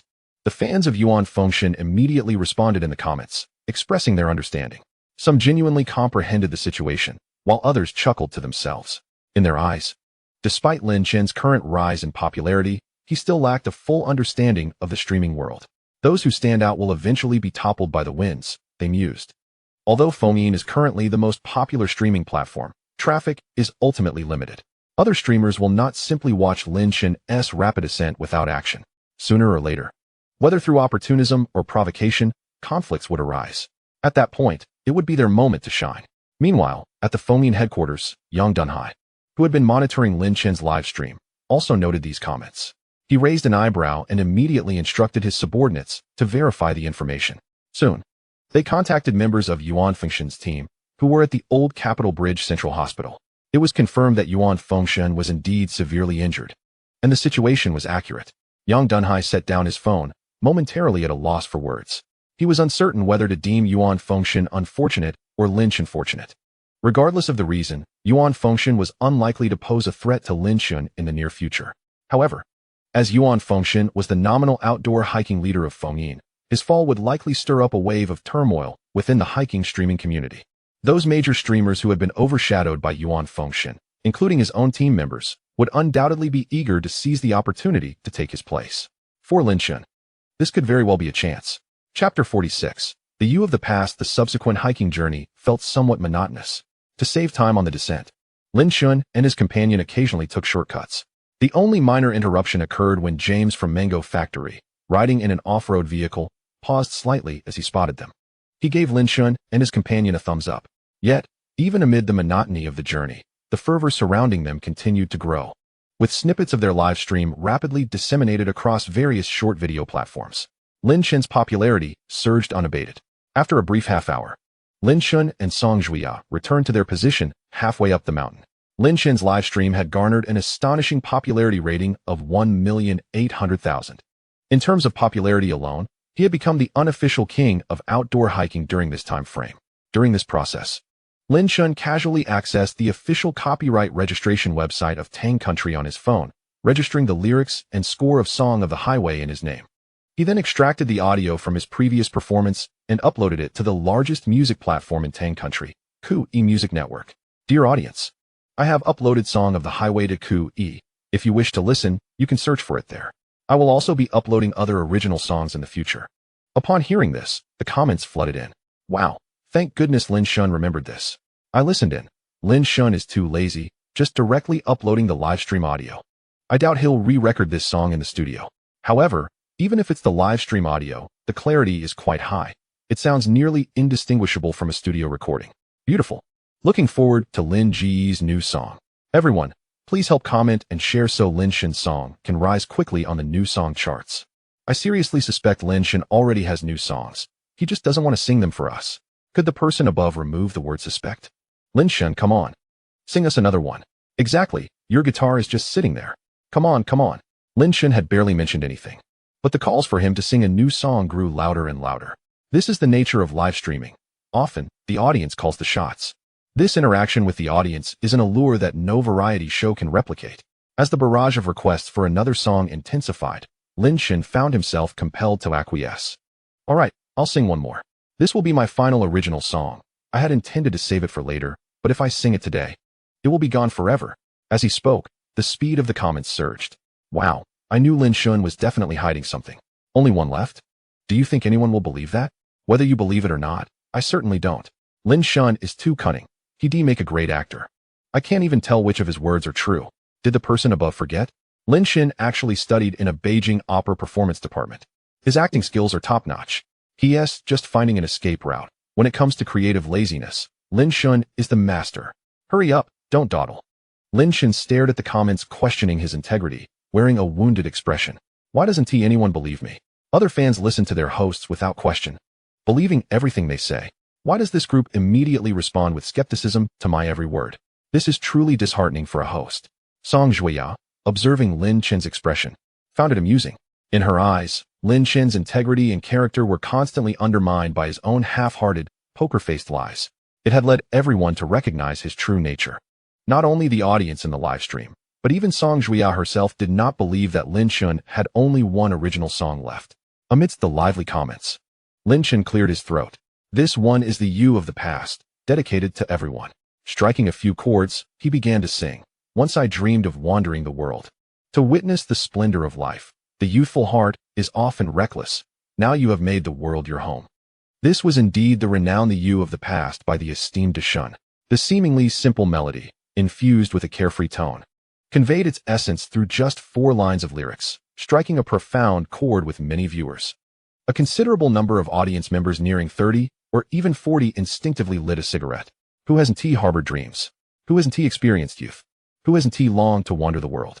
Yet, in the face of reality, the once carefree and adventurous spirit transforms into the mundane concerns of adulthood: car loans, mortgages, parents, spouses, children, each a towering, invisible burden that leaves one breathless. Beyond earning money, Everything else in life seems to lose its significance, including dreams.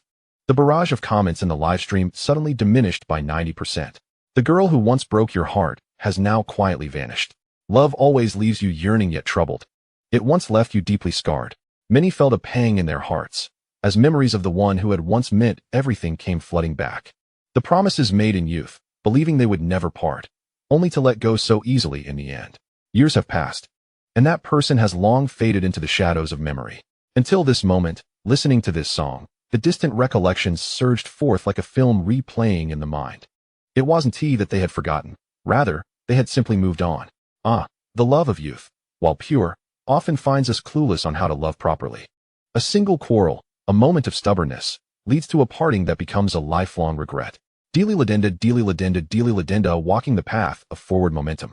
Like gunpowder ignited by a spark, like a fierce drink poured down. The audience, previously immersed in melancholy, suddenly felt invigorated, as if awakened from a dream. Yes, regardless of how much has been lost or how many regrets remain, the present moment is what truly deserves our cherishment. Moving forward is what we ought to do. Dreams should not perish. We can still forge ahead. It is never too late. Da Shun's The You of the Past is a song for each and every one of our former selves. Different listeners will perceive it in vastly different ways. This nostalgic ballad also serves as a poignant reminder for listeners to confront their own realities. Youth may have slipped away, regrets may be commonplace, but dreams should not be abandoned. The pursuit of dreams can be a solitary journey, but who dares say that dreams will ultimately not become reality? With the enhancement of his golden voice, Lin Shin passionately performed this folk song, imbued with a pure, rustic, and heart-stirring power, leaving listeners utterly entranced. Moments later, the song, amidst countless lingering sentiments, approached its conclusion, culminating in a delicate strum of the strings. A full 10 seconds passed. The comments in the live stream remained sporadic. Countless individuals were still entranced by the afterglow of the song, unable to extricate themselves. Ultimately, they could not help but let out a complex sigh, their feelings intertwined. Then, the live stream chat exploded. Masterpiece. Absolutely a masterpiece.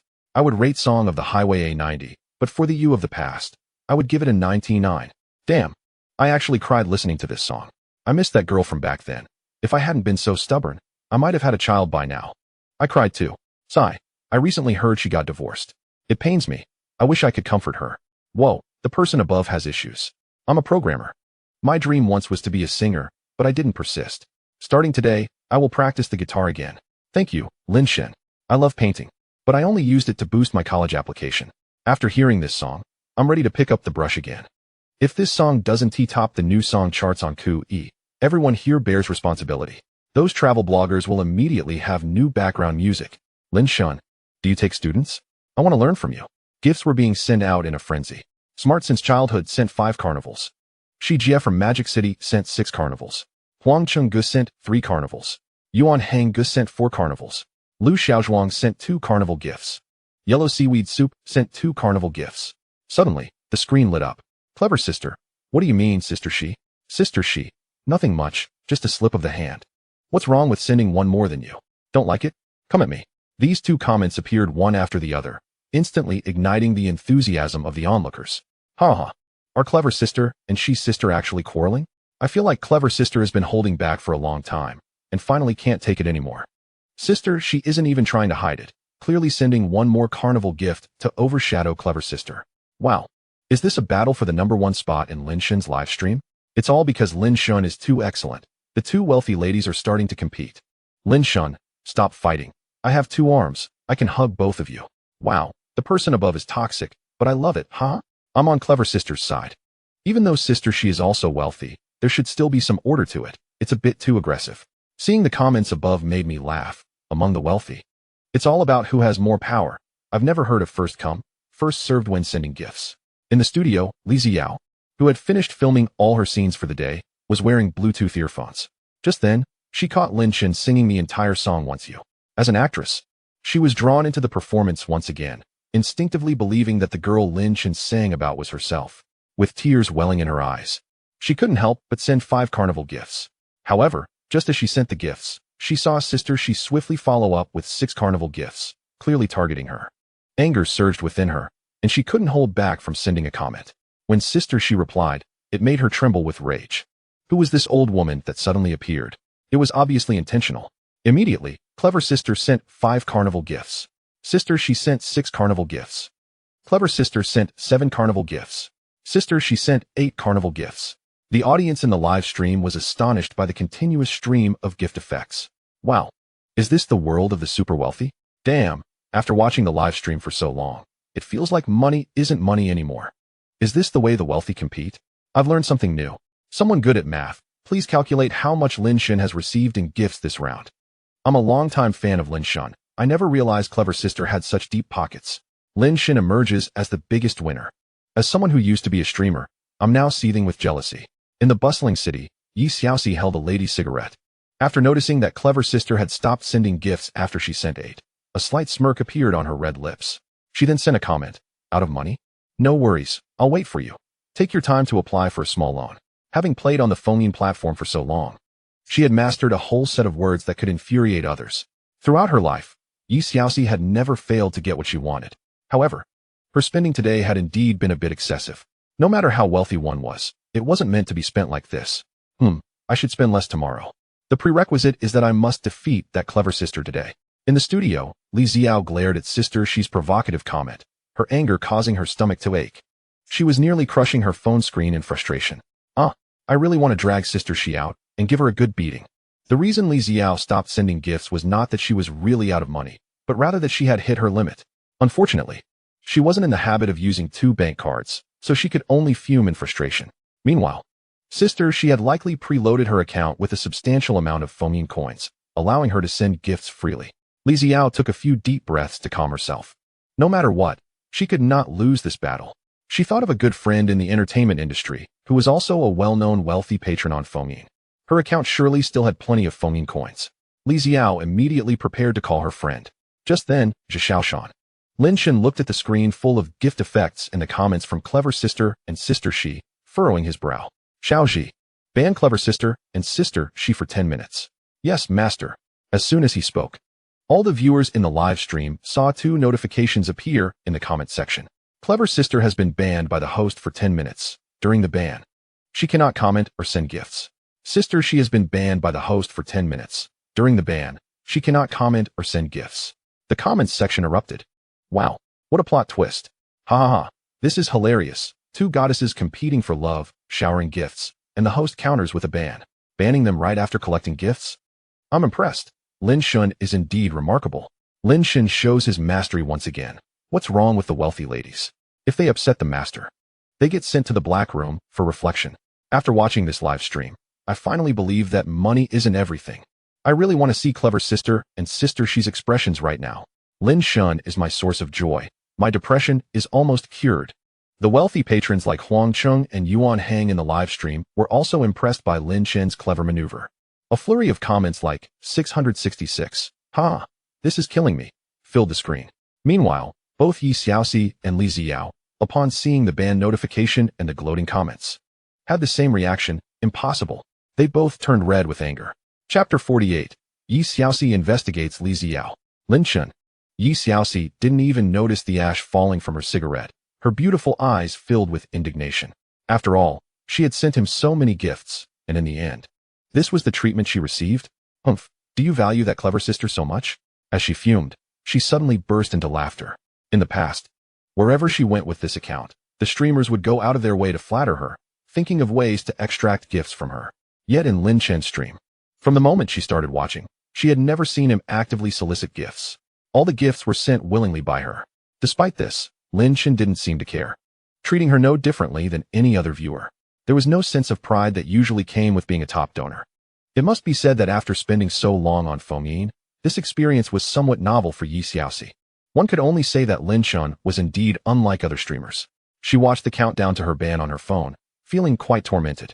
She really wanted to confront Clever Sister again. Just then, her other phone suddenly rang. Picking it up, she saw it was her grandfather, Mr. Ren. Her heart skipped a beat as she realized, in her eagerness to confront Clever Sister, she had forgotten that her grandfather might also be watching Lin Shen's live stream.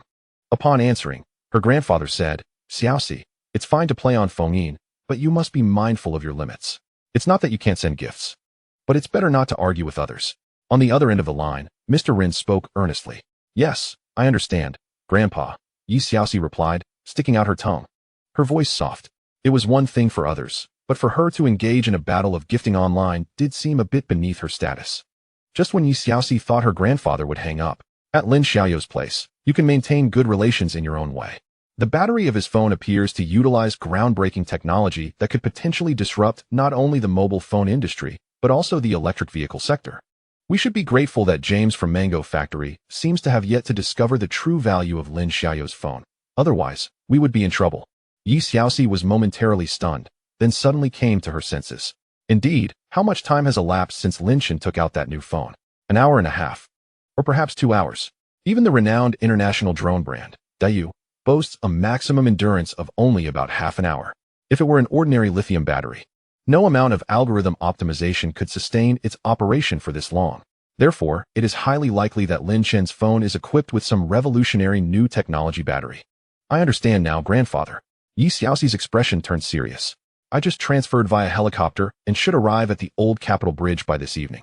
After uttering this, Ren Lao seemed to be slightly out of breath and hung up the phone. Yi Xiaoxi set down her phone, her face reflecting a mix of emotions. Grandfather's meaning was clear. In the future, in Lin Chen's live stream, she could no longer act like a wealthy person. She must align herself with Lin Chen's preferences. If Lin Chen dislikes seeing her argue with Sister Smart, then she must yield. How infuriating. Yi Xiaoxi was still somewhat reluctant, but then an idea struck her.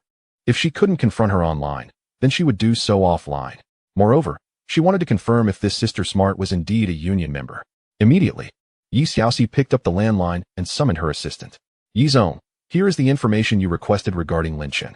He indeed attended the Beijing Drama Academy 4 years ago, but was advised to withdraw due to fighting, as he faced pressure from various parties. The assistant entered and placed a stack of documents on the desk. After a brief pause, she added, the person Lin Chen fought was named Zhang Nantian, the son of renowned musician Zhang Yuan, who is currently a lukewarm second-tier singer in the music industry. Yi Xiaoxi picked up the documents, her eyebrows suddenly raising in surprise. Li Xiao? I recall she was once an artist under our subsidiary, correct? The assistant quickly elaborated. Yes, Yi Zong. She signed a 3-year gambling contract with us before graduating. Upon the contract's expiration, she fulfilled her obligations and chose to amicably terminate the agreement, subsequently establishing her own studio to pursue roles. Her upward momentum is quite impressive, and she is likely to become a first-tier young actress within 3 years.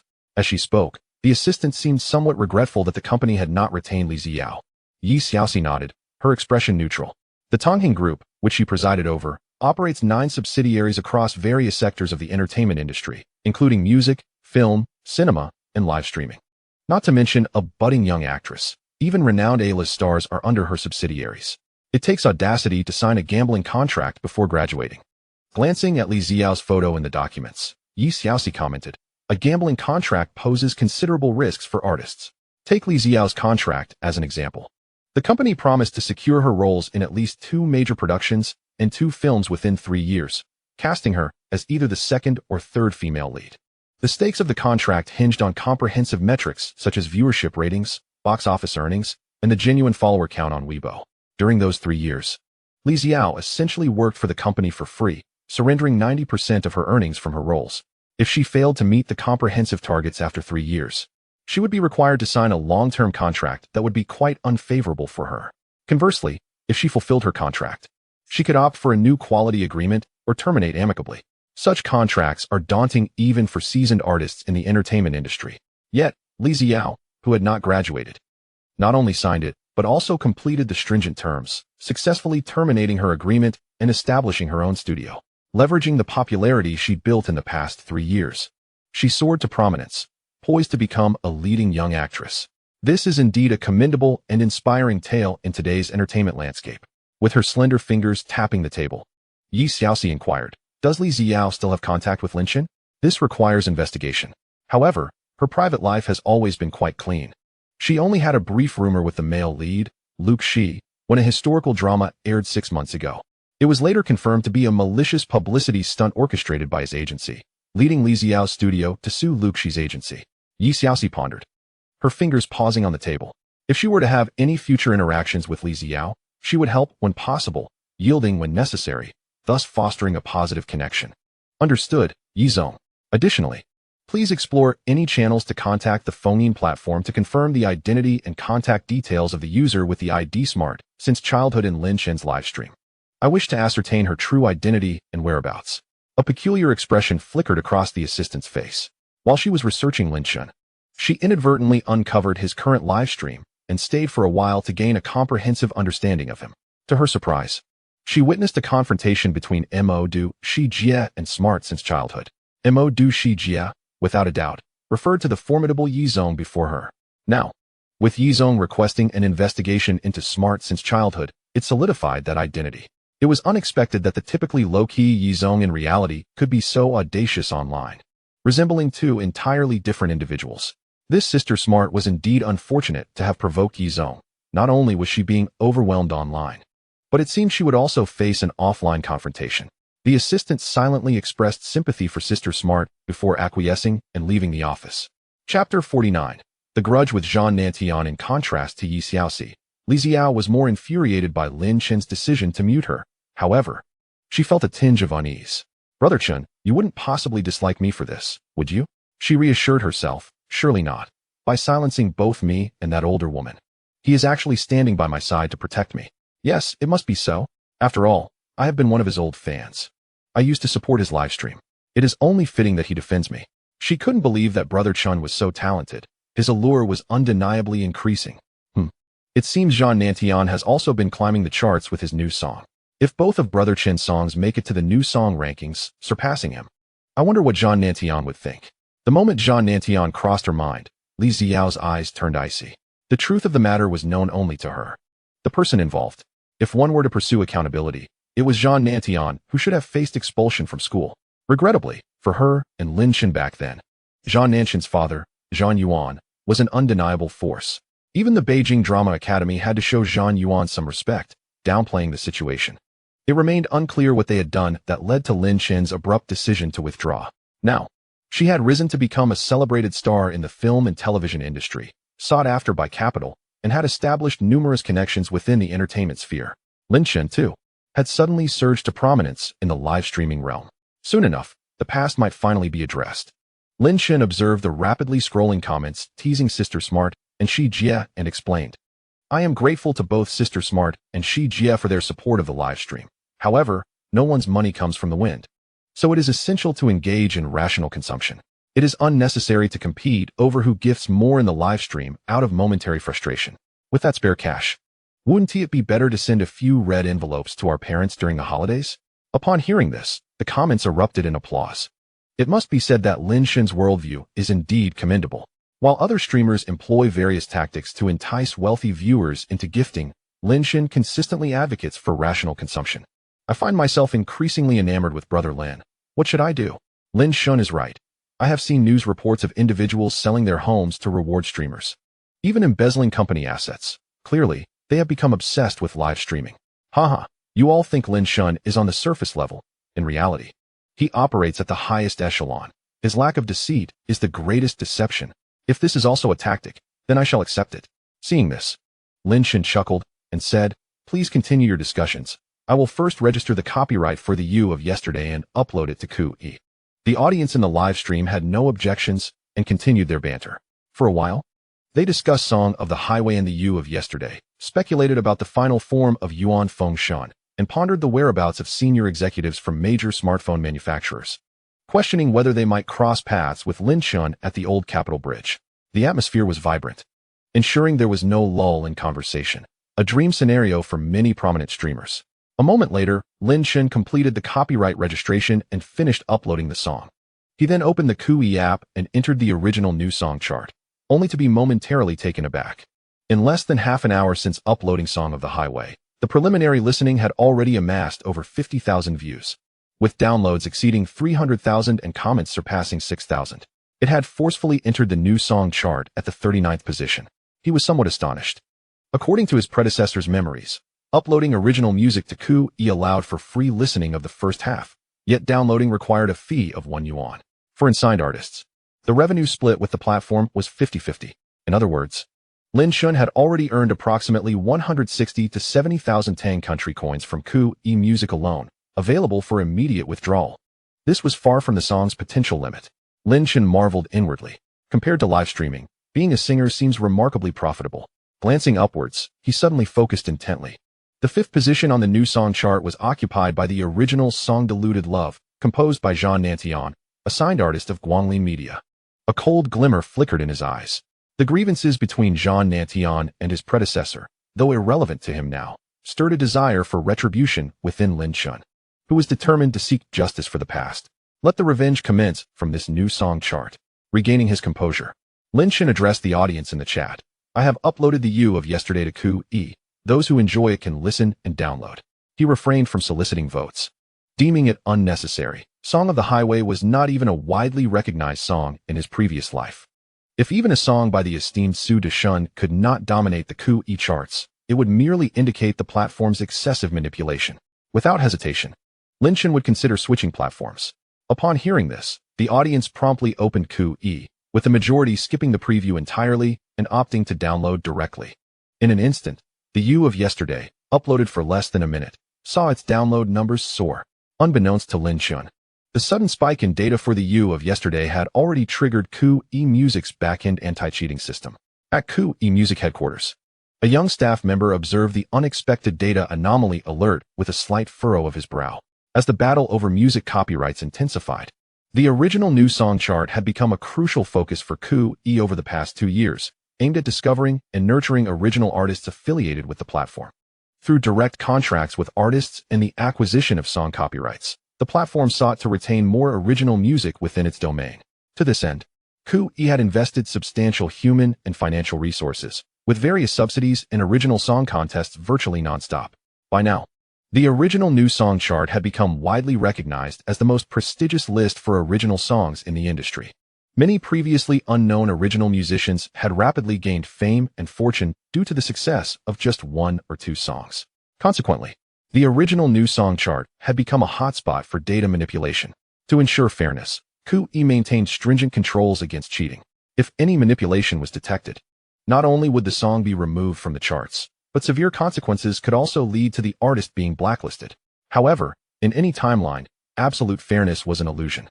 When a major music company or a well-known artist released a new song to contend for chart positions, some degree of data manipulation was expected. As long as it did not exceed 10% of the overall data, Q.E. would often turn a blind eye. After all, the strength and fan base of many artists were evident, and even minor discrepancies in data typically went unnoticed. Moreover, the most critical data, downloads, required actual monetary transactions, ensuring Q.E. would not incur losses. However, in the event of 2 equally matched artists competing for chart positions with minimal data differences, the situation would differ. To avoid offending either party, Q.E. would often eliminate the anomalous data from both artists to maintain fairness on the charts. At that moment, the young staff member clicked on the red alert notification, his eyes widening in surprise. Is it Lin Chen again? Has he released a new song? This staff member had already received a warning about Lin Chen's new song for the second time within 20 minutes. The previous song, Song of the Highway, had triggered a backend alert due to its rapid data growth. Fortunately, by that time, Lin Chen had already appeared on multiple trending lists, with Song of the Highway even breaking into the top 20. During his lunch break, this staff member had learned about the suddenly popular streamer and original artist. Even listening to Song of the Highway, which he found to be an exceptionally rare original masterpiece in recent years, he had even visited Lin Chen's live stream, finding it quite engaging, and had casually signed up as a fan. Yet, merely 20 minutes ago, a sudden alert regarding Song of the Highway's data anomalies had prompted him to check Lin Chen's live stream. Unsurprisingly, Lin Chen had uploaded another song to Q.E. Given Lin Chen's current popularity, it was entirely normal for an anomaly to trigger, but as a matter of procedure, the staff members still scanned the IP addresses of those participating in the listening, downloading, and commenting. As he suspected, there were no irregularities. Following protocol, he reported the findings, anticipating that the higher-ups had begun to take note of this rapidly rising streamer and original singer. Little did he expect that within less than 20 minutes, Lin Chen had uploaded yet another original song. Opening the anomaly alert, the staff member's surprise deepened. The data for Lin Chen's new song, The You of Yesterday, was simply extraordinary. In less than half a minute since uploading, it had garnered over 100,000 listens and an astonishing 400,000 downloads, with very few comments. Such figures were bound to trigger an alert. Had it been anyone else, this staff member would have immediately suspected data manipulation. After all, Who would pay $1 to download a song without even listening to it? But this was Lin Chun, and the circumstances were different. He suspected that Lin Chun had sung the song during the live stream before uploading it to Qi. The quality of this new song could very well surpass that of Song of the Highway by a significant margin. With a heart filled with both anxiety and anticipation, the staff member donned his headphones and clicked play on Once Upon a Time. As the song drew to a close, it took him several moments to regain his composure. A myriad of emotions playing across his face. It was no wonder such exaggerated statistics had emerged. This composition was destined to catapult Lin Chun to stardom in the music realm overnight. When he glanced at the data for Once Upon a Time again, he couldn't help but gasp in astonishment. The number of listeners had reached 850,000, with downloads soaring to 935,000. The song had garnered over 11,000 reviews and claimed the 15th spot on the original song chart.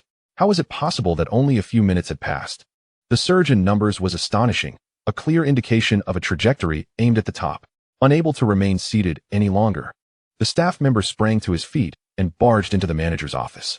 "Manager, I must report something immediately." Meanwhile, Lin Chun surveyed the barrage of encore messages flooding the live chat, feeling somewhat overwhelmed. No matter how many comments flooded in, it was futile. He truly had no more original songs left to offer. He was completely out of ideas. "Everyone, please remember, I am merely a walking live streamer. Singing is just a hobby for me. I simply do not have the time to compose new songs," he implored. Yet, as he concluded, he couldn't help but chuckle. Quickly managing his expression, the live chat erupted in chaos. "Wow, Lin Chun, even if you want to brush us off, at least don't break character with that smile. Damn it, if it weren't for that devilish grin at the end, I might have almost believed you. Lin Chun, you've studied Peking opera. Your acting skills have regressed. I can see it now. When Lin Chun wants to take it easy, don't expect to hear a shred of truth from him." With Once Upon a Time already climbing to the 15th spot on the Qi original song chart, you dare claim your singing is amateur? As a bar resident singer and original musician, my jealousy knows no bounds. If I could, I would trade 30 years of my life for this song, Once Upon a Time. Wow, that guy upstairs is quite intense. As a fellow original musician, I stumbled into the live chat while listening to a snippet of Highway Song and am filled with envy. With these two songs, Lin Chun is bound to stir the music scene. Major platforms will surely rush to sign him. At that moment, someone sent 3 carnival gifts. The official account of Guanglin Media chimed in. "Hello, streamer. I am Zhang Xiang, the operations director at Guanglin Media. I wonder if you have considered signing with a music company or selling the rights to your songs. I have sent you a private message, and I sincerely hope to collaborate with you." Many viewers gasped at this announcement. Even those unfamiliar with the music industry had heard of Guanglin Media, as many well-known singers, from seasoned veterans to emerging idols, had been discovered and promoted by the company. Signing with Guanglin Media would be an honor for any artist, and now, the music director Zhang Xiang had personally entered Lin Chun's live stream to extend an olive branch, highlighting the significance of Lin Chun in his eyes. The audience surmised that Zhang Xiang was likely drawn in by the trending Highway Song. Indeed, he had been informed of the rising star after listening to Highway Song, which piqued his interest in Lin Chun, the walking live streamer. As a top professional in the industry, he found Lin Chun's voice and rendition of the song nearly flawless. In his view, Lin Chun was a prodigious talent. However, possessing a good voice and songwriting ability alone was insufficient. External image also mattered. Before he could enter Lin Chun's live stream under the company's official account, he learned that Lin Chun had performed Once Upon a Time again, and that it had already surged to the Qi original song chart. Zhang Xiang hastily logged onto Qi to download and listen to Once Upon a Time. This time, he was even more profoundly shocked, experiencing a sense of awe. He had a strong premonition that this song was destined to become a timeless classic. Just this one piece would solidify Lin Chun's status in the pop music scene. A song destined for greatness. Unable to contain himself, Zhang Xiang logged into Lin Chun's live stream with the company's official account. The moment he laid eyes on Lin Chun's appearance in the stream, he knew he had struck gold. As long as Lin Chun's talent did not wane and he entered the entertainment industry, with Guanglin Media's packaging and promotion, it was merely a matter of time before he became a legendary singer. Having encountered countless talents, Zhang Xiang understood that finding such a gem was a rare occurrence, often taking years to discover. Thus, he disregarded his status, sent a gift, and immediately posted a comment. At Guanglin Media's headquarters, a middle-aged man in a suit and glasses stood beside Zhang Xiang, the executive director Yang Cheng. Both were observing a smartphone displaying Lin Chun's live stream. The VIP comment Zhang Xiang had sent was slowly scrolling across the screen. "It should be fine," Zhang Xiang said confidently, providing Yangcheng with an analysis. There are indeed many streamers like him online. For them, live streaming is merely a medium to promote themselves, a way to garner attention. After all, good wine fears the depths of obscurity. Their ultimate goal is to sign with a music company and enter the mainstream entertainment industry. Judging by the trending topics on the platform, he likely has a powerful team behind him. In the end, we will need to negotiate with his team. However, this young man is undeniably exceptional. No matter the cost, we at Guanglin must secure him. Yangcheng nodded slightly in agreement. Chapter 51. A declaration that shocks everyone in the bustling city of Magic Capital. Yi Xiaoxi raised an eyebrow at the comment posted by Lin Xiang, then smirked coldly. As a fellow player in the entertainment industry, the Elephant Entertainment, a subsidiary of the Tang Hung Group, and Guanglin Media were longtime rivals. Both sides had been engaged in a back-and-forth battle, with tensions building over time.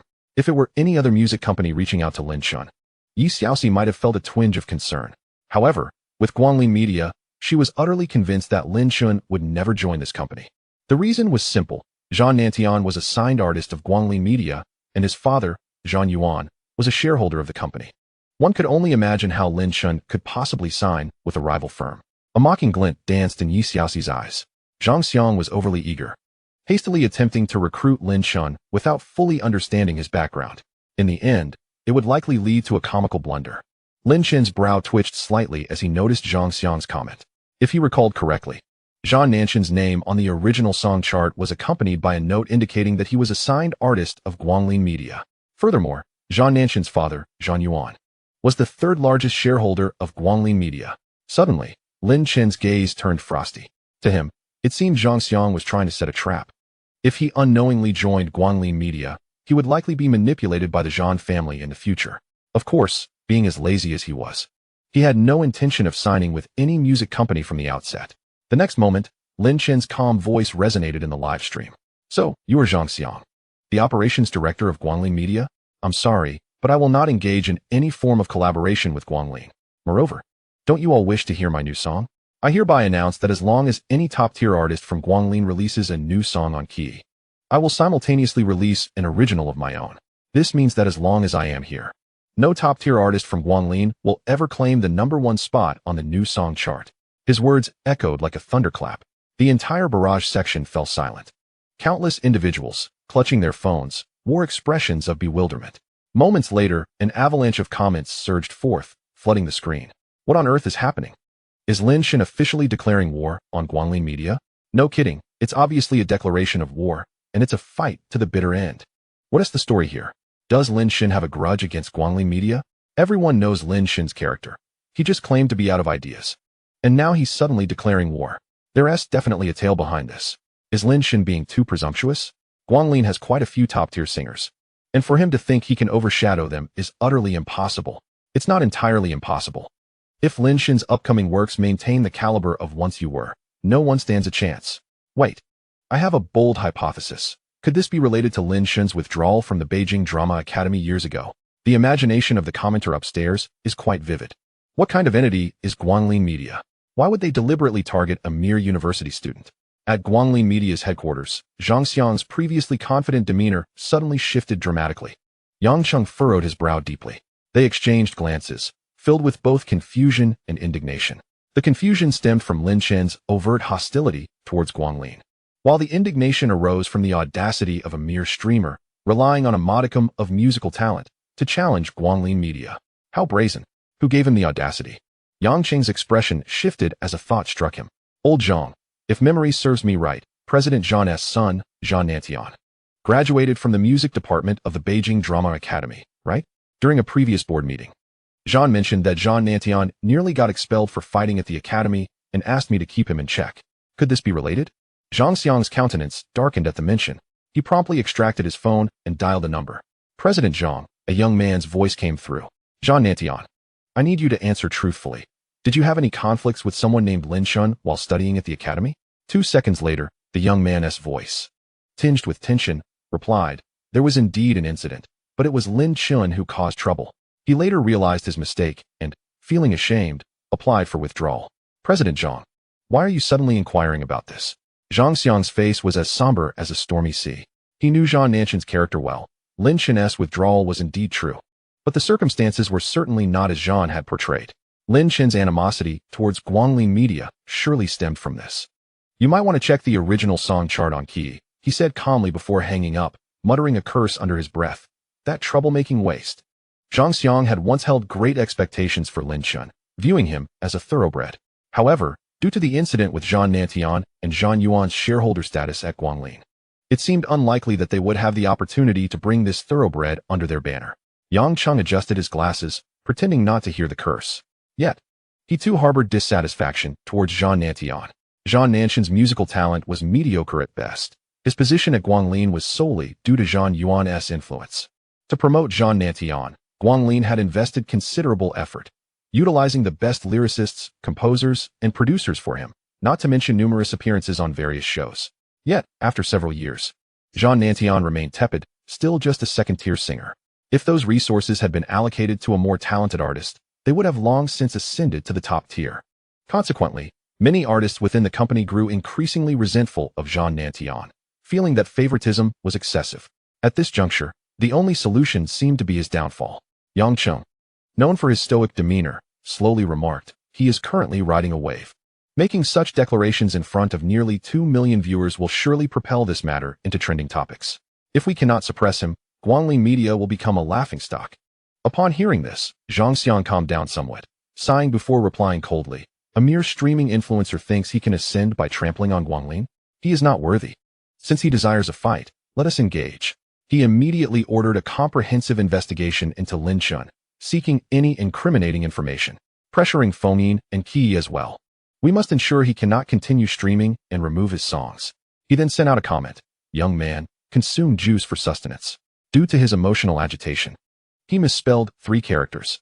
In a luxurious villa, a handsome yet pallid man listened to the sound of the call being disconnected, unable to regain his composure for several seconds. He was Zhang Nantian. Darling, what's wrong? A voluptuous figure coiled around him, her voice sultry. Zhang Nantian brusquely pushed the little influencer away and promptly logged onto Qi to check the original song chart, seeing his new song holding steady at 5th place. He exhaled in relief. However, his expression soon turned to one of disbelief. The 9th position, once occupied by a rising singer's track, had now been replaced by a song titled Once You Were, created by Lin Chen. He suddenly realized this could not possibly be a coincidence. Otherwise, Zhang Xiang would not have called him. Zhang Nantian was astounded. Had it not been for Zhang Xiang's call, he might have completely forgotten about Lin Chen. But it made no sense. Lin Chen had been in the performance department and had withdrawn to fade into obscurity for years, only to emerge as a singer now. He clicked on Once You Were and, after just a few lines, his expression soured drastically. This song was exquisite. He recognized that while the timbre had slightly changed over the years, the performer was undeniably the Lin Chen of his memories. He clicked on Lin Chen's personal homepage, only to find it devoid of content. No profile picture, no biography, and no indication of any affiliation with a music company. Yet, he suddenly noticed that Once You Were had been uploaded less than 10 minutes prior. In a mere 10 minutes, it had surged to 9th place on the original song chart. Lin Chen's other song, Road Song, had also risen to 13th place in less than half an hour. Such momentum rivaled that of top-tier singers. However, those established artists had accumulated a vast fan base over many years to achieve such explosive growth. What could possibly account for Lin Chen's meteoric rise? Zhang Nantian conceded that Lin Chen's song was indeed impressive. Yet, how could a newcomer with no fan base possibly compare to top-tier artists? There had to be an undisclosed reason behind this. In Modu, seated in the CEO's chair, Yi Xiaoxi was positively gleeful. She could almost envision how furious Zhang Xiang must be at Guanglin Media. Lin Chen was practically delivering a slap to their face on a silver platter. However, Lin Chen's audacity to directly declare war on Guanglin Media had caught her off guard. Regardless of whether he could follow through, the sheer bravery of his challenge was commendable. Upon seeing Zhang Xiang's comment, young man, consume juice for sustenance, she added fuel to the fire by dispatching 2 celebratory messages. Go, Lin Chen. I believe you can do it. After sending this comment, she couldn't help but chuckle. Someone at Guanglin might guess the real identity behind her ID, but what did it matter? She then picked up the landline and called her assistant in. The folks at Guanglin Media will likely engage in some underhanded tactics against Lin Chen soon. Keep a close watch on them. Whatever they do, counter it decisively. Remember, this matter is crucial and must be handled well. The assistant straightened up at her words, responding with utmost seriousness. Meanwhile, in Lin Chen's live stream, Lin Chen observed Zhang Xiang's barrage of comments, a cold smile escaping his lips. A surge of anger welled up within him, leading him to question whether the messages were indeed from Zhang Yuan himself. Previously, during the Beijing Opera, Zhang Yuan had uttered similar words to him. Suddenly, a particular ID began to flood the screen with messages, capturing the attention of countless onlookers. Qin, who was not fond of dancing, declared, "Brothers, do you all remember me? I have some juicy gossip. My senior just finished filming and finally replied to me." Lin Shun indeed dropped out of the Beijing Drama Academy due to a fight. And the music department star who got beaten. Can you guess who he is? Alright, I won't keep you in suspense. His surname is Zhan, 3 characters, and he is now a somewhat famous singer. His father is an esteemed figure in the music industry, holding shares in a well-known music company. Don't reveal me, please. Upon the appearance of these comments, a tempest erupted within the live broadcast. Although no names were explicitly mentioned, the implications were abundantly clear. The surname Zhan is exceedingly rare, and when coupled with the description of a singer, the immediate association is with Zhan Nantian. The music company Zhan Nantian is affiliated with is none other than Guanglin Media. Many quick-thinking viewers trembled with excitement, feeling as though they were part of an unfolding investigation. Case solved, it's Zhan Nantian. His father, Zhan Yuan, is the 3rd largest shareholder and a board member of Guanglin Media. No wonder Lin Shun harbors such deep animosity towards Guanglin Media. The roots lie here. There must be more to the story behind that fight. Qin. If you're going to spill the beans, then spill them all. What truly happened back then? Lin Shen, since you've dug up this much, is it or isn't it Zhan Nantian? Can you give us a definitive answer? Lin Chun gazed at the scrolling comments, acutely aware of the formidable power of the internet. The events from 4 years prior, concerning the Beijing Opera, had been unearthed with astonishing rapidity. As some viewers had remarked, at this juncture, there was no longer any need for concealment. Zhan Yuan, if you wish to play, then let us play for keeps. He chuckled once more. This smile, unlike any previous one, sharp as a drawn sword, exuding an overpowering confidence. An intangible aura radiated from him, intimidating those nearby, including Song Zhuya, as well as all the viewers in the live room. Indeed, my reluctance to join Guanglin was primarily due to Zhan Nantian. I shan't delve into the details of that incident. Regardless of the reasons, violence is never justified. In truth, I am averse to complications and somewhat indolent, often believing that the past should remain in the past. Had Guanglin Media not thrust itself into the limelight today, I might never have recalled Zhan Nantian, nor would I have spoken the words I just did.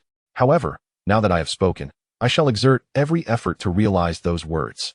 Many may perceive my desire to challenge Guanglin Media single-handedly as a fool's errand, a display of hubris.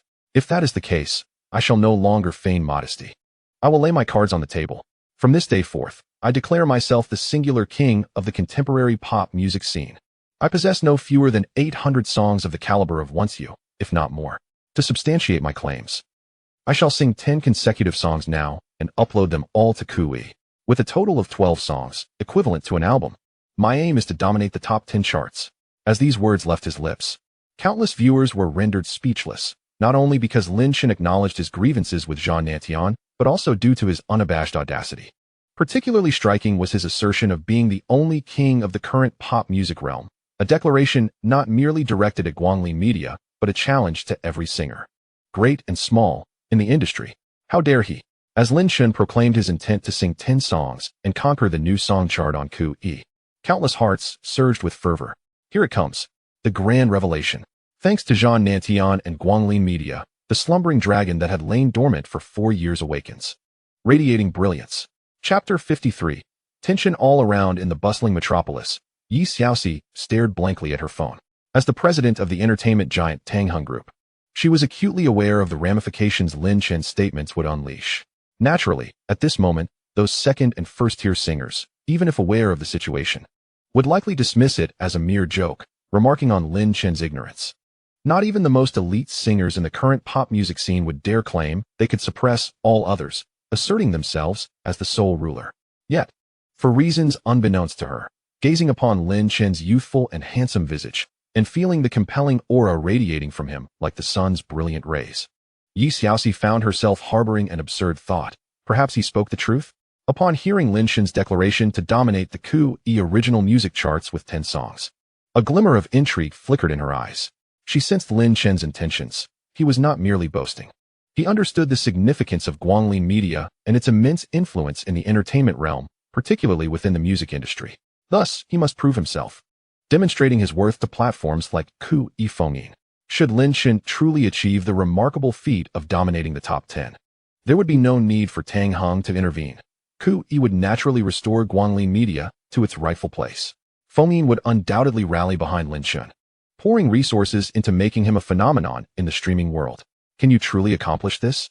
Yi Xiaoxi mused, retrieving a pair of Bluetooth headphones produced by Zhu Chong and placing them on. She intended to listen intently to these 10 songs. In the studio, "Hey, why are you running off so fast?"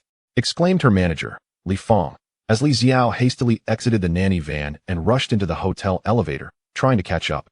"To the restroom," Li Xiao replied hurriedly, not waiting for Li Fong, as she ascended to the 3rd floor and entered her hotel room. As she closed the door, her anxious gaze fixated on Lin Chen's live broadcast, her beautiful eyes reflecting deep concern and worry. Having witnessed Zhang Xiang's barrage of comments from Guanglin Media, she sensed that things might take a turn for the worse. However, she never anticipated Lin Chen would so boldly reject Zhang Xiang during the live stream and declare war against Guanglin Media, where Zhang Nantian was affiliated. Years of experience in the entertainment industry made her acutely aware of Guanglin Media's esteemed position and formidable capital. To challenge them single-handedly seemed nothing short of a fantasy. Even superstars would hesitate to speak in such a manner. Yet in this era, where everyone possesses a mobile phone and information spreads with unparalleled speed, anything is possible. 10 songs, dominating the original new song chart. Should the upcoming tracks match the caliber of Once You, victory would be assured. If he truly accomplishes this, Lin Chen would undoubtedly skyrocket to fame overnight, generating monumental news coverage. The ensuing traffic could be tenfold or even 100-fold of what it is now in the live room. Across the nation, he would be a household name. In this era, whoever controls the traffic holds the power of discourse. At that moment, Lin Chen might very well find himself equipped to contend with Guanglin Media. Can Lin Chen truly achieve this? Li Xiao believed that he would not embark on a venture without certainty. However, before the dust settled, her heart raced like a drum, anxiously hoping for Lin Chen's success. "Go for it, Brother Chen." Inside the standalone villa, Zhang Nantian clutched his phone, staring intently at the live stream featuring Lin Chen, his body trembling. Previously, with his keen intellect, he quickly discerned clues from the comments on Lin Chen's 2 songs. He was astonished to discover that Lin Chen had become a live streamer, and a rather arduous one at that. Was this really the case? Zhang Nantian found it hard to believe. Just a streamer, even if somewhat famous, how could hastily uploaded songs garner such attention? Soon, he uncovered more clues from the comments and hurriedly logged onto Weibo. Upon seeing the trending topics, he could scarcely believe his eyes. Among the top 30 trending topics, Lin Chen occupied 7, with 4 of them claiming the first 4 spots. He had merely spent 1 minute and 3 seconds struggling alongside a small internet celebrity for humanity's propagation plan before taking a night's rest. Upon awakening, how had the world transformed so drastically? How had Lin Chen managed to cultivate such hype? How had he suddenly become the chosen one? As Zhang Nantian opened the live stream video of Lin Chen kicking over an off-road vehicle, a wave of discomfort washed over him. His legs instinctively tensed. Years ago, during their time at the Beijing Opera, rather than a mutual brawl, it felt more like he was on the receiving end of a one-sided beating, especially that final kick, which had nearly stripped him of his pride as a man, leaving lingering shadows to this day. He never anticipated that after 4 years, Lin Chen's skills had reached such heights. What had he been doing all this time? Had he been relentlessly kicking a dummy with his face plastered on it? Ding. Shadow of the past, lasting impact for 10 seconds. With mixed emotions, Zhang Nantian entered Lin Chen's live stream, just in time to witness Lin Chen declaring war on Guanglin Media. A whirlwind of emotions, shock, anger, disdain, and fear flooded Zhang Nantian's heart. He never expected Lin Chen to mention his name directly in the live stream. With Lin Chen's current popularity, this would undoubtedly bring him considerable negative repercussions. Like many others, he simply could not believe that Lin Chen could dominate the charts. This was no longer arrogance, it was delusion. In the entire pop music industry, even top-tier singers releasing new albums would be lucky to have 3 or 5 songs break into the top 10. After all, everyone understood that albums often contained filler tracks. It was impossible for every song to be a masterpiece. Therefore, dominating the top 10 was, in theory, unattainable. If Lin Chen truly managed to achieve this, then, as he claimed, he would indeed be the sole king of today's pop music realm. If it came to that, it would be detrimental for both him and Guanglin Media. He could not possibly accomplish this, no matter how talented an individual may be. It was improbable for every song to reach the caliber of Once You Were. Zhang Nanshan's face contorted slightly. His eyes quickly filled with bloodshot rage as he fixated on the phone screen. At Guanglin Media headquarters, Zhang Xiang chuckled in disbelief, turning to Yang Cheng. If he had previously regarded Lin Shun as a talent worth nurturing, once it became clear that Lin Shun would not be joining Guanglin, he had since viewed him as an enemy to be crushed. Now, witnessing Lin Shun's brazen remarks in the live stream, Zhang Xiang felt both absurdity and fury. He believed Lin Shun had completely lost his mind. A rational person would never utter such nonsensical statements. The realm of pop music had already begun its decline with the rise of variety shows, short videos,